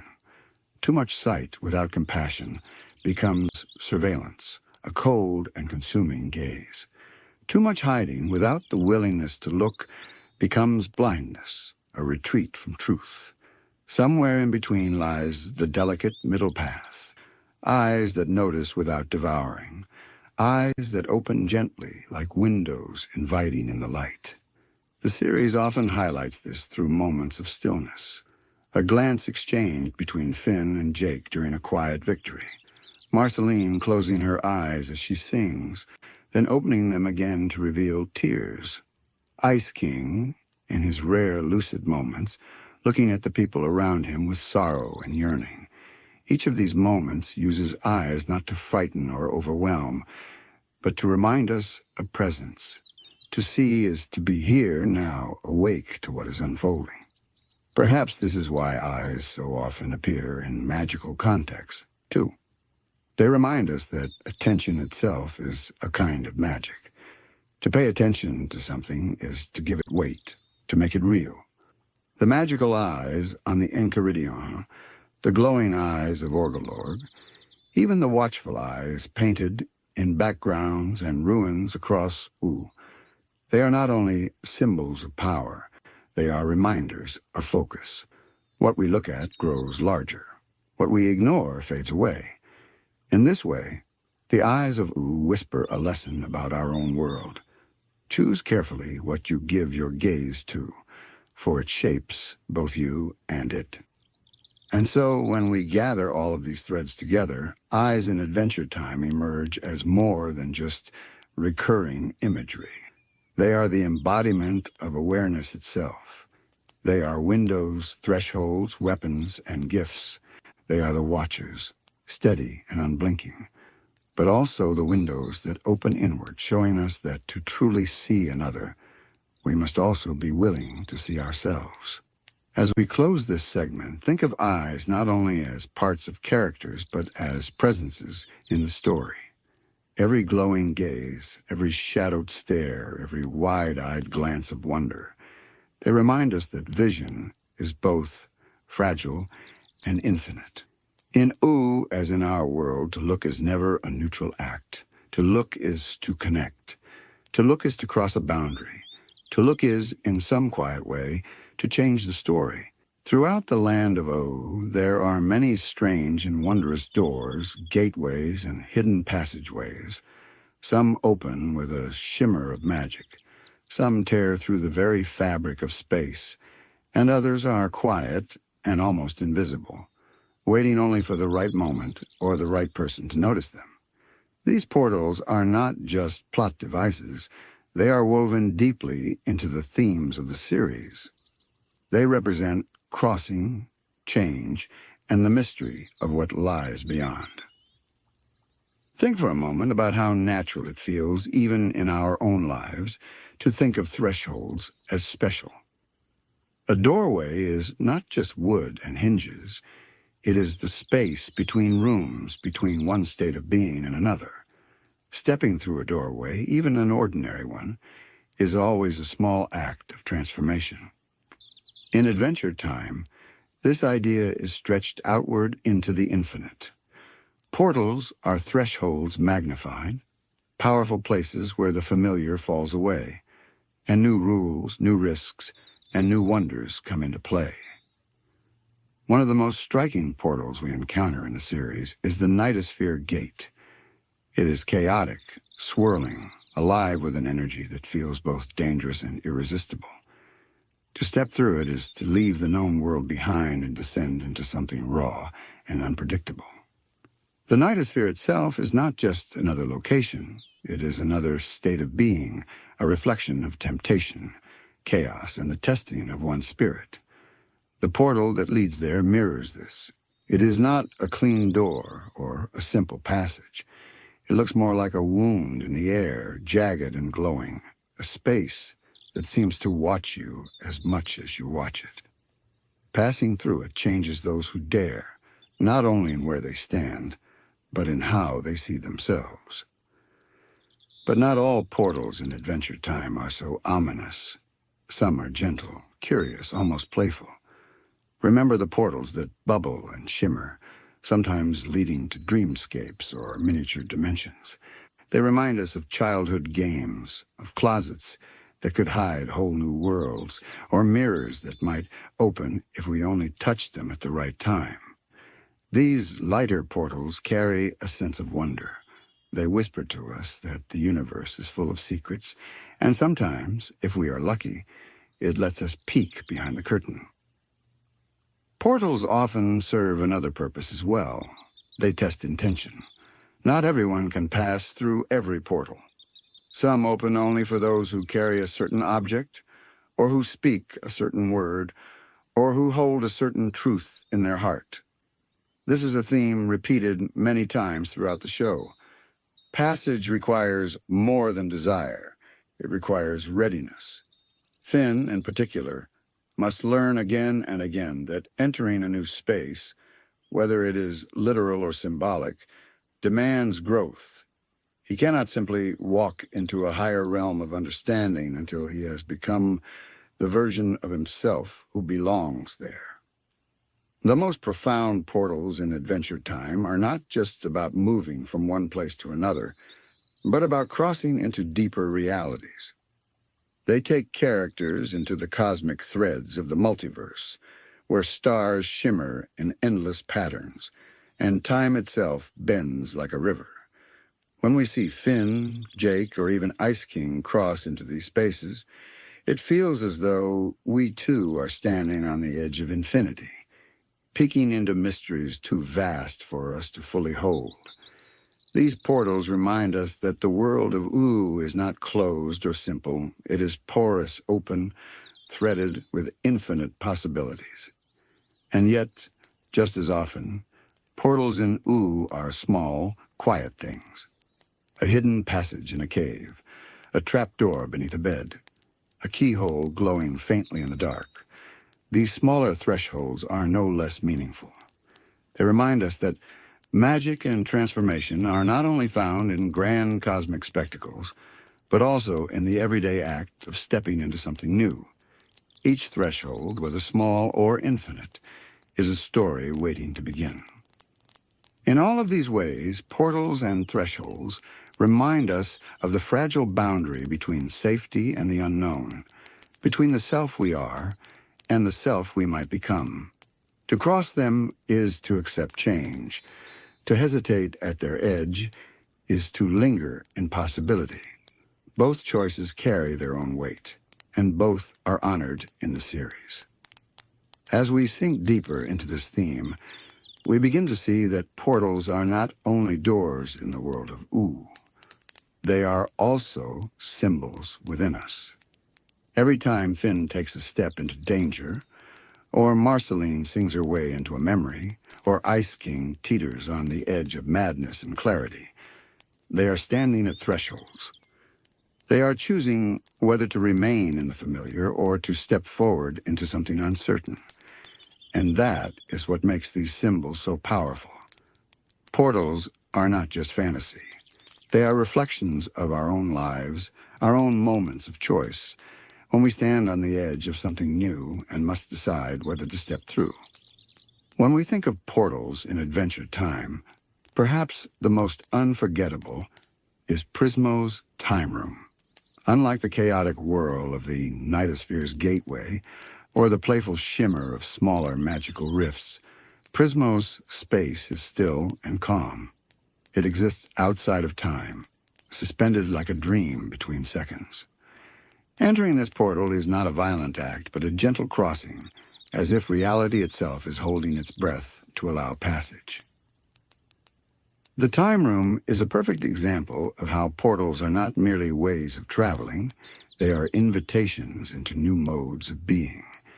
In this timeless space, wishes shape reality. It is a threshold not into another physical location, but into possibility itself. Those who step into the time room are confronted not just with infinite choices, but with the responsibility of what it means to choose. Finn learns this directly, as his wish does not simply reshape the world outside.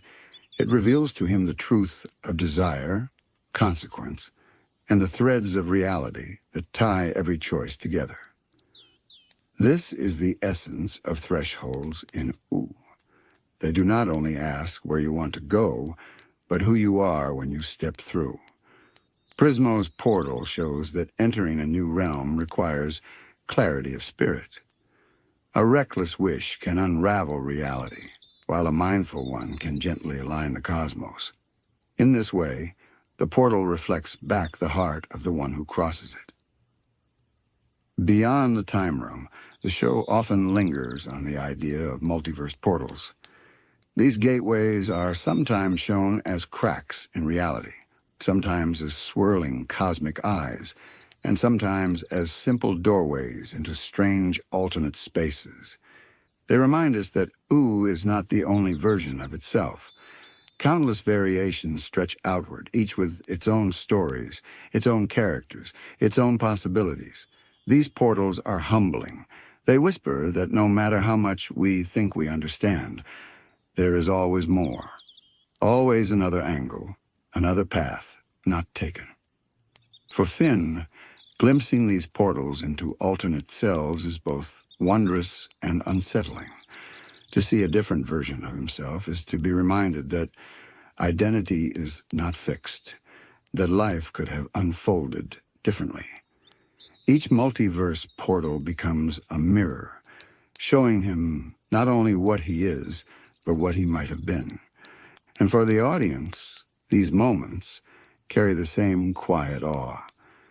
They remind us that behind every choice in our own lives are countless paths we did not walk. Another powerful example comes from the portal that leads into the farm world timeline.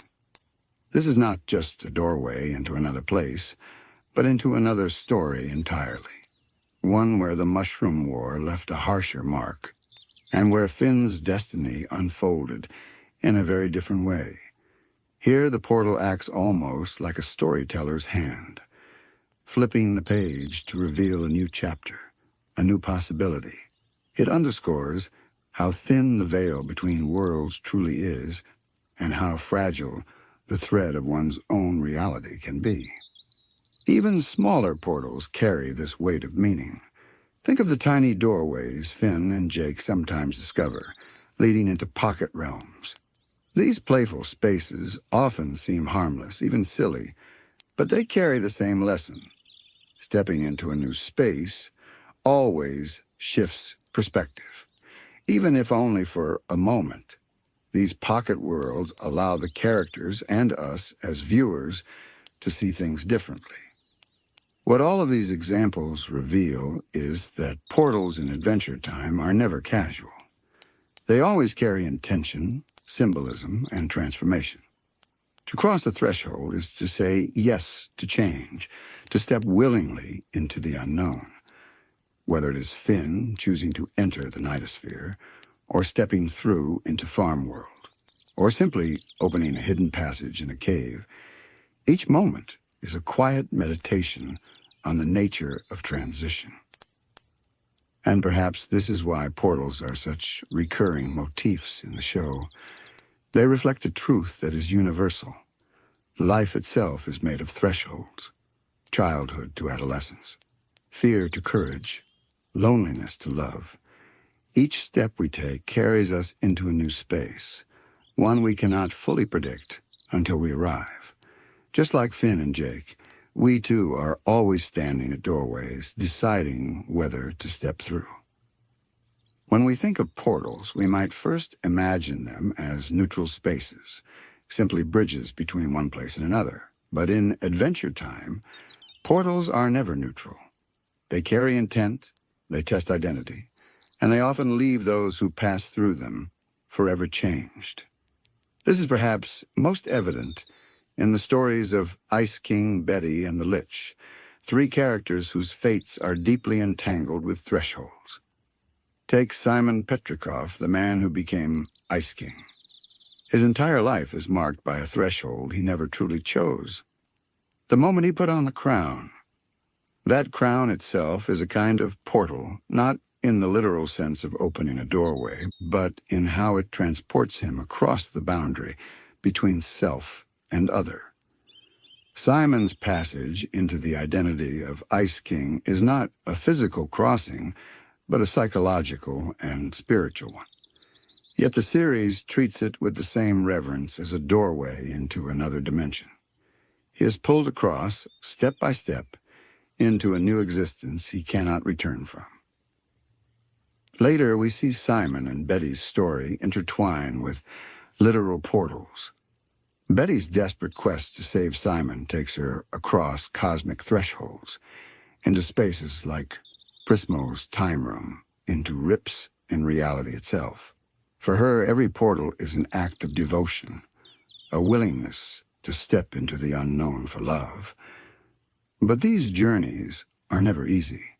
Each crossing costs her something, until finally she merges with the deity-like entity, Golb. In this ultimate threshold, Betty passes not just between spaces, but between states of being. She becomes something vast and incomprehensible, her identity dissolving into the chaos of Golb's essence. In her story, portals are not just doors, they are tests of sacrifice, each one demanding more until nothing is left but transformation. The Lich, however, shows us the darker face of thresholds. Wherever he goes, portals seem to open in his wake, as though reality itself recoils from his presence.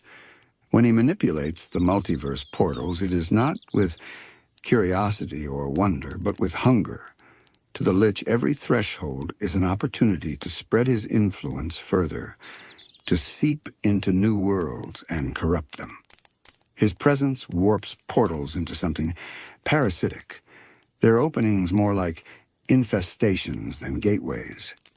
He is a reminder that thresholds are not inherently good. They amplify the intentions of those who cross them.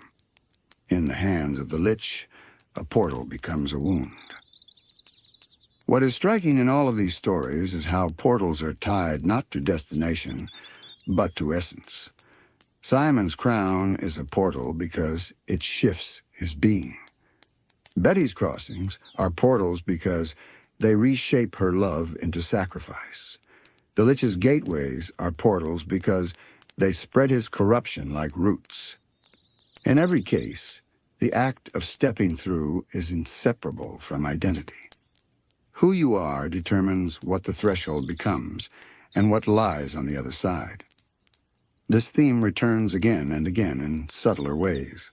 Jake's shape-shifting, for instance, is its own kind of threshold crossing. His body becomes a doorway, stretching and reshaping to move between possibilities. Mo, too, contains within itself hidden rooms and portals, suggesting that even within a small frame, entire worlds can exist. In each case, the threshold is not only external, but internal, a reminder that transformation begins from within. Finn, perhaps more than anyone, embodies the lesson of portals as mirrors. Each time he steps through a gateway, whether into the nightosphere, the farm world, or the cosmic threads of Prismo's realm, he comes back altered. Sometimes the change is subtle, a new layer of wisdom or maturity. Sometimes it is profound, shaking his very sense of identity. But always the crossing leaves a mark. And so Finn teaches us that thresholds are not one-time events. They are ongoing. Life is made of countless doorways, and every step we take is another crossing into what we will become. As we meditate on this, it becomes clear that portals in Adventure Time are not simply about magic or spectacle. They are reflections of our own journeys. Each threshold we face in our lives, be it leaving home, falling in love, losing someone, or finding courage, feels much the same. They are portals we cannot ignore, openings that invite us to step forward. And though they may feel frightening, they are also invitations into growth, into the stories that only begin when we say yes. Portals, then, are not just doors in Ooh. They are symbols of becoming. And through the eyes of Ice King, Betty, the Lich, and Finn, we are reminded that crossing is never without risk, but also never without meaning. As we reach the heart of this exploration, it becomes clear that portals in Adventure Time are more than fantastical doorways. They are mirrors of the human spirit. They capture the essence of transition, of standing between what is known and what is waiting, of holding your breath at the very edge of discovery. One of the most beautiful aspects of these portals is how they speak to connection. Consider Prismo's time room once more. Though it is a place of cosmic stillness, it only truly exists because of relationship. Prismo himself, a wishmaster, bound that space, and the travelers who come to him. The portal is not just an entry into timelessness, but into dialogue, into the meeting of perspectives. Each visitor shapes the space with their desires, and each departure leaves the room subtly changed. Portals in this way are never solitary. They are shared spaces binding people, ideas, and possibilities together. Even the simplest thresholds reflect this. A hidden door between two rooms becomes meaningful because of who steps through it and what they carry with them. A glowing rift in the sky matters not because of its shimmer, but because of the hands reaching out across it. Portals connect not only places, but people. They remind us that transformation is rarely walked alone. It is touched, influenced, and illuminated by others. This is why Finn's journey through portals feels so resonant. Each time he crosses into a new space, he is not simply moving forward alone. He carries the lessons of his friends, the weight of his past choices, and the quiet encouragement of those who believe in him. His portals are always collective, even when he seems to walk them by himself. In that way, every threshold is also a thread of community, binding him to Ooh, to his loved ones, and to the broader tapestry of the multiverse. We might also reflect on how portals embody possibility itself. A doorway suggests choice. It could be open or left closed. And in that simple fact lies a profound truth. The future is never fixed. Just as Finn can glimpse alternate selves through the multiverse portals, we too are reminded that our paths are not singular. Behind every threshold lies a different version of our story. This awareness is humbling, but it is also comforting. It means that change is always possible. Even in moments of despair, even when we feel trapped, a threshold waits quietly somewhere, ready to open. There is also a gentleness in how portals are often portrayed in the series. While some are chaotic and frightening, many are simply quiet spaces of transition, a ripple in the air, a glowing outline in the dark. They remind us that change is not always violent or overwhelming. Sometimes it is as soft as stepping into a new room, or as simple as deciding to look at the world differently. These smaller thresholds teach us that transformation does not have to be grand to be meaningful. And perhaps that is the deepest lesson of portals in Adventure Time. They invite us to see change not as something to fear, but as something natural, inevitable, and even tender. The series does not shy away from the risks of stepping through. Yes, the nightosphere may swallow you whole. Yes, the lich may corrupt a gateway into destruction. But alongside these dangers, there is always the possibility of growth, of discovery, of connection. Each threshold holds both shadow and light, just as every choice in life does. For us, lying here in the quiet of night, portals take on an even softer meaning. They become the spaces between waking and dreaming, between the world outside and the one within. Closing your eyes is itself a threshold, a passage into the landscapes of sleep. In this way, the symbols of Adventure Time echo the very act of resting, reminding us that every night is a gentle crossing into another world. So as we leave this segment, let us carry the image of portals not only as fantastical gateways in a cartoon, but as reflections of our own lives. They are the moments we pause before change, the times we stand at the edge of something new, the times we choose to step forward, uncertain yet hopeful. Portals are not always visible, but they are always there, waiting for us. And when we finally walk through, we become not only travelers, but storytellers of our own unfolding journeys. Over the course of our journey, we've wandered through many shapes and signs that quietly weave their way across the land of Wu. Circles that loop time into spiral, stars that glimmer as threads of the cosmic fabric, crowns heavy with power and memory, eyes that watch and reveal, and portals that beckon us into transformation. Each symbol carries its own story, its own resonance, yet none of them stand alone. Like constellations in the night sky, they are meant to be seen together, forming a larger pattern that tells a story greater than any single shape. This interconnection is perhaps the most enchanting part of Adventure Time's symbolism. The world of Wu does not give us isolated icons. Instead, it offers a web, each motif brushing gently against the others, echoing and reflecting one another in subtle ways. A crown, when seen in one moment, is not only about authority, it also becomes a circle, an endless loop of choice and consequence. A star twinkling in the distance is not only about the infinite, it also mirrors the glow of an eye, watching and guiding.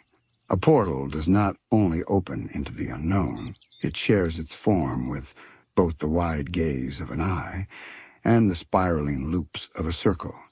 These symbols overlap, entwine, and repeat, like strands of a dream weaving into one another. Think for a moment about the simple shape of a circle. On its own, it feels complete, endless, a loop that carries no beginning or end. But within the world of Wu, it takes on many forms. The circular loop of Finn's journeys, the cycle of Simon and the crown, the cosmic rings of stars spinning overhead. And then when we step back, we realize the circle is not so different from the opening of a portal. or from the rounded gaze of an eye. Each one is a circle in disguise, a reminder that all thresholds and all acts of vision are, in their own way, loops of connection. Stars, too, rest within this web. They shine in the farthest reaches, but they are also the sparks within the crown's jewels, or the glimmers in an eye. Stars are scattered across the heavens, but they are also carried within the smallest details. Their geometry connects to the crown's symmetry, to the guiding light of the Enchiridian's glowing eye, to the portals that open into cosmic realms. In this way, a star is never only itself. It is also a thread linking everything else. And what of crowns? They carry the weight of rule and the burden of choice. Yet when we look at them more closely, they also become symbols of cycles, their bands circling the wearer's head like an endless ring. A crown binds and transforms, much like a portal. It reshapes identity, much like the piercing gaze of an eye. Even the jewels that glitter from its surface sparkle like tiny stars. A crown, then, is not separate from the other symbols. It is a gathering place where circles, stars, and eyes all meet. Eyes, meanwhile, are watchers and windows, but they are also thresholds. To gaze into one is to step into another world, whether it is the vulnerability of a character's soul or the infinite darkness of a cosmic void. Their rounded form reminds us of circles. Their gleam connects them to stars. Their function as gateways links them to portals. And when set upon a crown, as we so often see in Oo, they become the bridge between authority and awareness. A symbol that rule without vision is hollow, and vision without responsibility is dangerous. And then portals, the openings into what is possible. They are not isolated doors, but circles and eyes and stars all at once. To step through a portal is to move into the unknown, but it is also to complete a cycle, to follow the curve of destiny, to let yourself be guided by the light of stars, to risk the gaze of cosmic eyes, and to accept the weight of the crown of change. Portals are perhaps the most encompassing of all symbols, because they do not exist in separation. They are the gathering points where all the other signs converge. When we start to notice this interweaving, it feels almost like looking at a great mandala spread across Oo. Every detail, the loops, the glimmers, the jewels, the gazes, the thresholds, spins together into one tapestry. Each symbol repeats, but never in the same way. Each carries its own meaning, but also leans into the others until we can no longer tell where one ends and the next begins. The web is alive, breathing, and endlessly folding back into itself. When we think about Finn, the circles, stars, crowns, eyes, and portals all thread gently through his story. At first, Finn is a boy defined by motion, running across Oo, drawing his sword, leaping into battles without hesitation. His life feels like a straight path forward, a line of adventure after adventure. But as the seasons unfold, we begin to see his story bending into loops. He faces old foes again and again, but in new ways. He returns to places from his childhood only to find them changed, and himself changed as well. He watches his heroes from the past, like Billy, complete their own cycles, and he begins to understand that life is not a line, but a circle. The circle in Finn's story reminds us that growth is not about leaving the past behind, but about moving through it again with new eyes. Each loop brings wisdom, even when it feels like repetition. And what helps Finn through these loops? Stars, the distant lights that remind him of dreams larger than himself. The stars he gazes at in quiet moments with Jake, or when reflecting on the vastness of existence. They remind him that his story is not only about battles on the ground, but about his place in something infinitely larger. For Marceline, the web of symbols takes on a different hue. Her life is defined by crowns and eyes, portals and circles woven together by memory.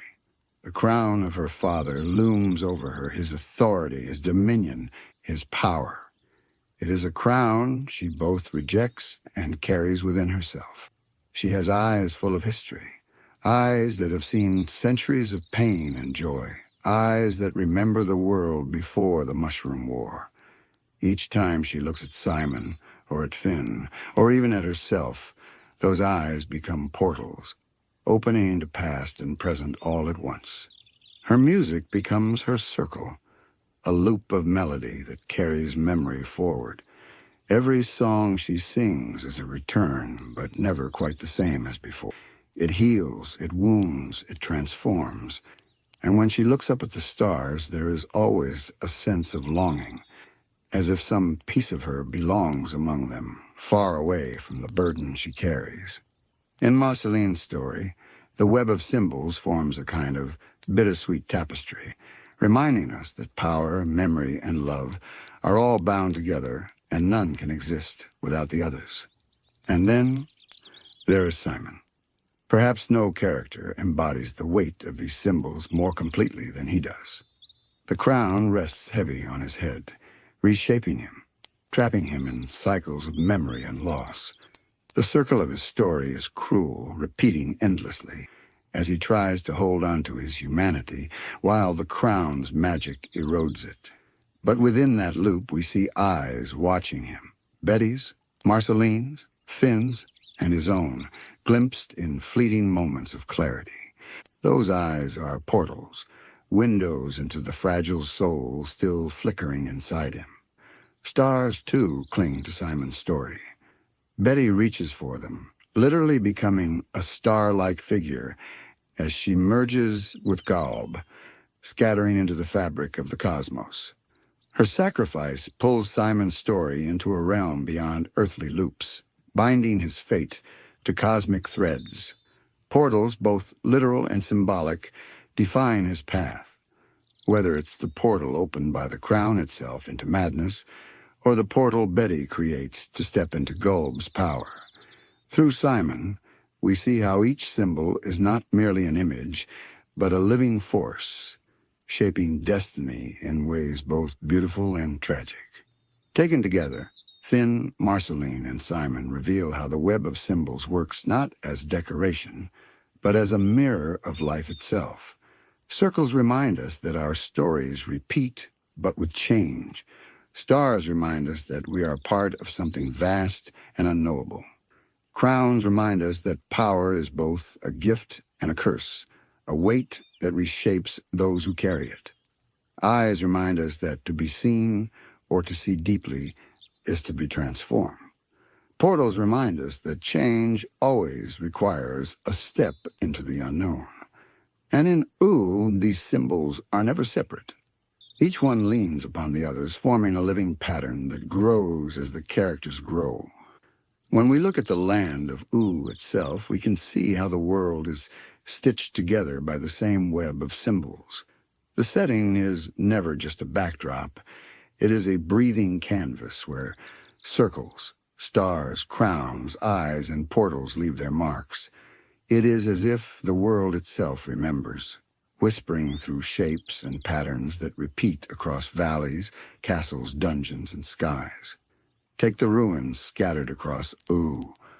Their broken arches, round doorways, and spiral staircases all echo circles, reminding us of endings that become beginnings again. The structures crumble, yet their shapes endure. These circles in the landscape remind us of cycles of civilizations, rising, falling, and leaving traces for the next to inherit. Even the Candy Kingdom, in its playful, rounded design, feels like a childlike echo of this motif. Its soft curves are comforting, but beneath that gentleness is the reminder that kingdoms rise and fall, loop after loop. Then there are the stars, not only in the heavens above, but mirrored in details below. Look at the crystals in the crystal dimension, glowing like constellations suspended in glass. Look at the gems that dot ancient artifacts, or the lights twinkling in magical caverns. Each spark of light feels like a star fallen to Earth, a reminder that U is tied directly to the cosmos. These stars do not only guide adventurers, they also suggest that the land itself is threaded into the wider universe, its very soil laced with cosmic echoes. Crowns, too, appear throughout the world. Of course, the ice crown is the most obvious, but other rulers wear their own crowns. Princess Bubblegum, the Flame King, even small lords and rulers of distant kingdoms. Each crown is different, shaped by its culture, but all share the same symbolism. The burden of rule, the tension between protection and control, the way authority can transform both the world and the self. In U, crowns are not only objects, but repeating signs, scattered across regions, to remind us that power always leaves its mark. Eyes can be found hidden in the world's architecture, carved into stone, embedded in relics, glowing in the darkness of dungeons. Sometimes they are watchful, like guardians of secrets. Other times they feel intrusive, as though the world itself is aware of the people walking through it. The very landscape of U feels alive with eyes, windows and watchers placed where least expected. They serve as reminders that the land has memory, that nothing passes unnoticed, and that all stories are recorded in some form. And portals. These are perhaps the most striking features of the world itself. Doorways to other dimensions are scattered across U, sometimes obvious, sometimes subtle. The nightosphere opens its yawning maw, pulling adventurers into its chaotic depths.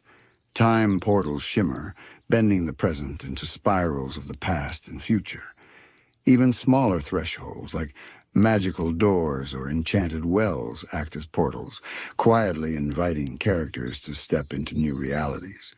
These openings are woven into the geography, reminding us that U is not a closed world, but one with countless gateways leading outward, inward, and beyond.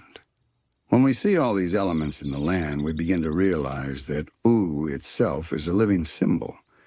It is not just a stage for stories, it is an active participant in them. Every curve of a tower, every glimmer of a star, every eye staring from a ruin, every portal humming at the edge of a cave, all speak of a world that reflects the same cycles, mysteries, and transformations that its inhabitants experience. This connection between people and place is central to the feeling of adventure time.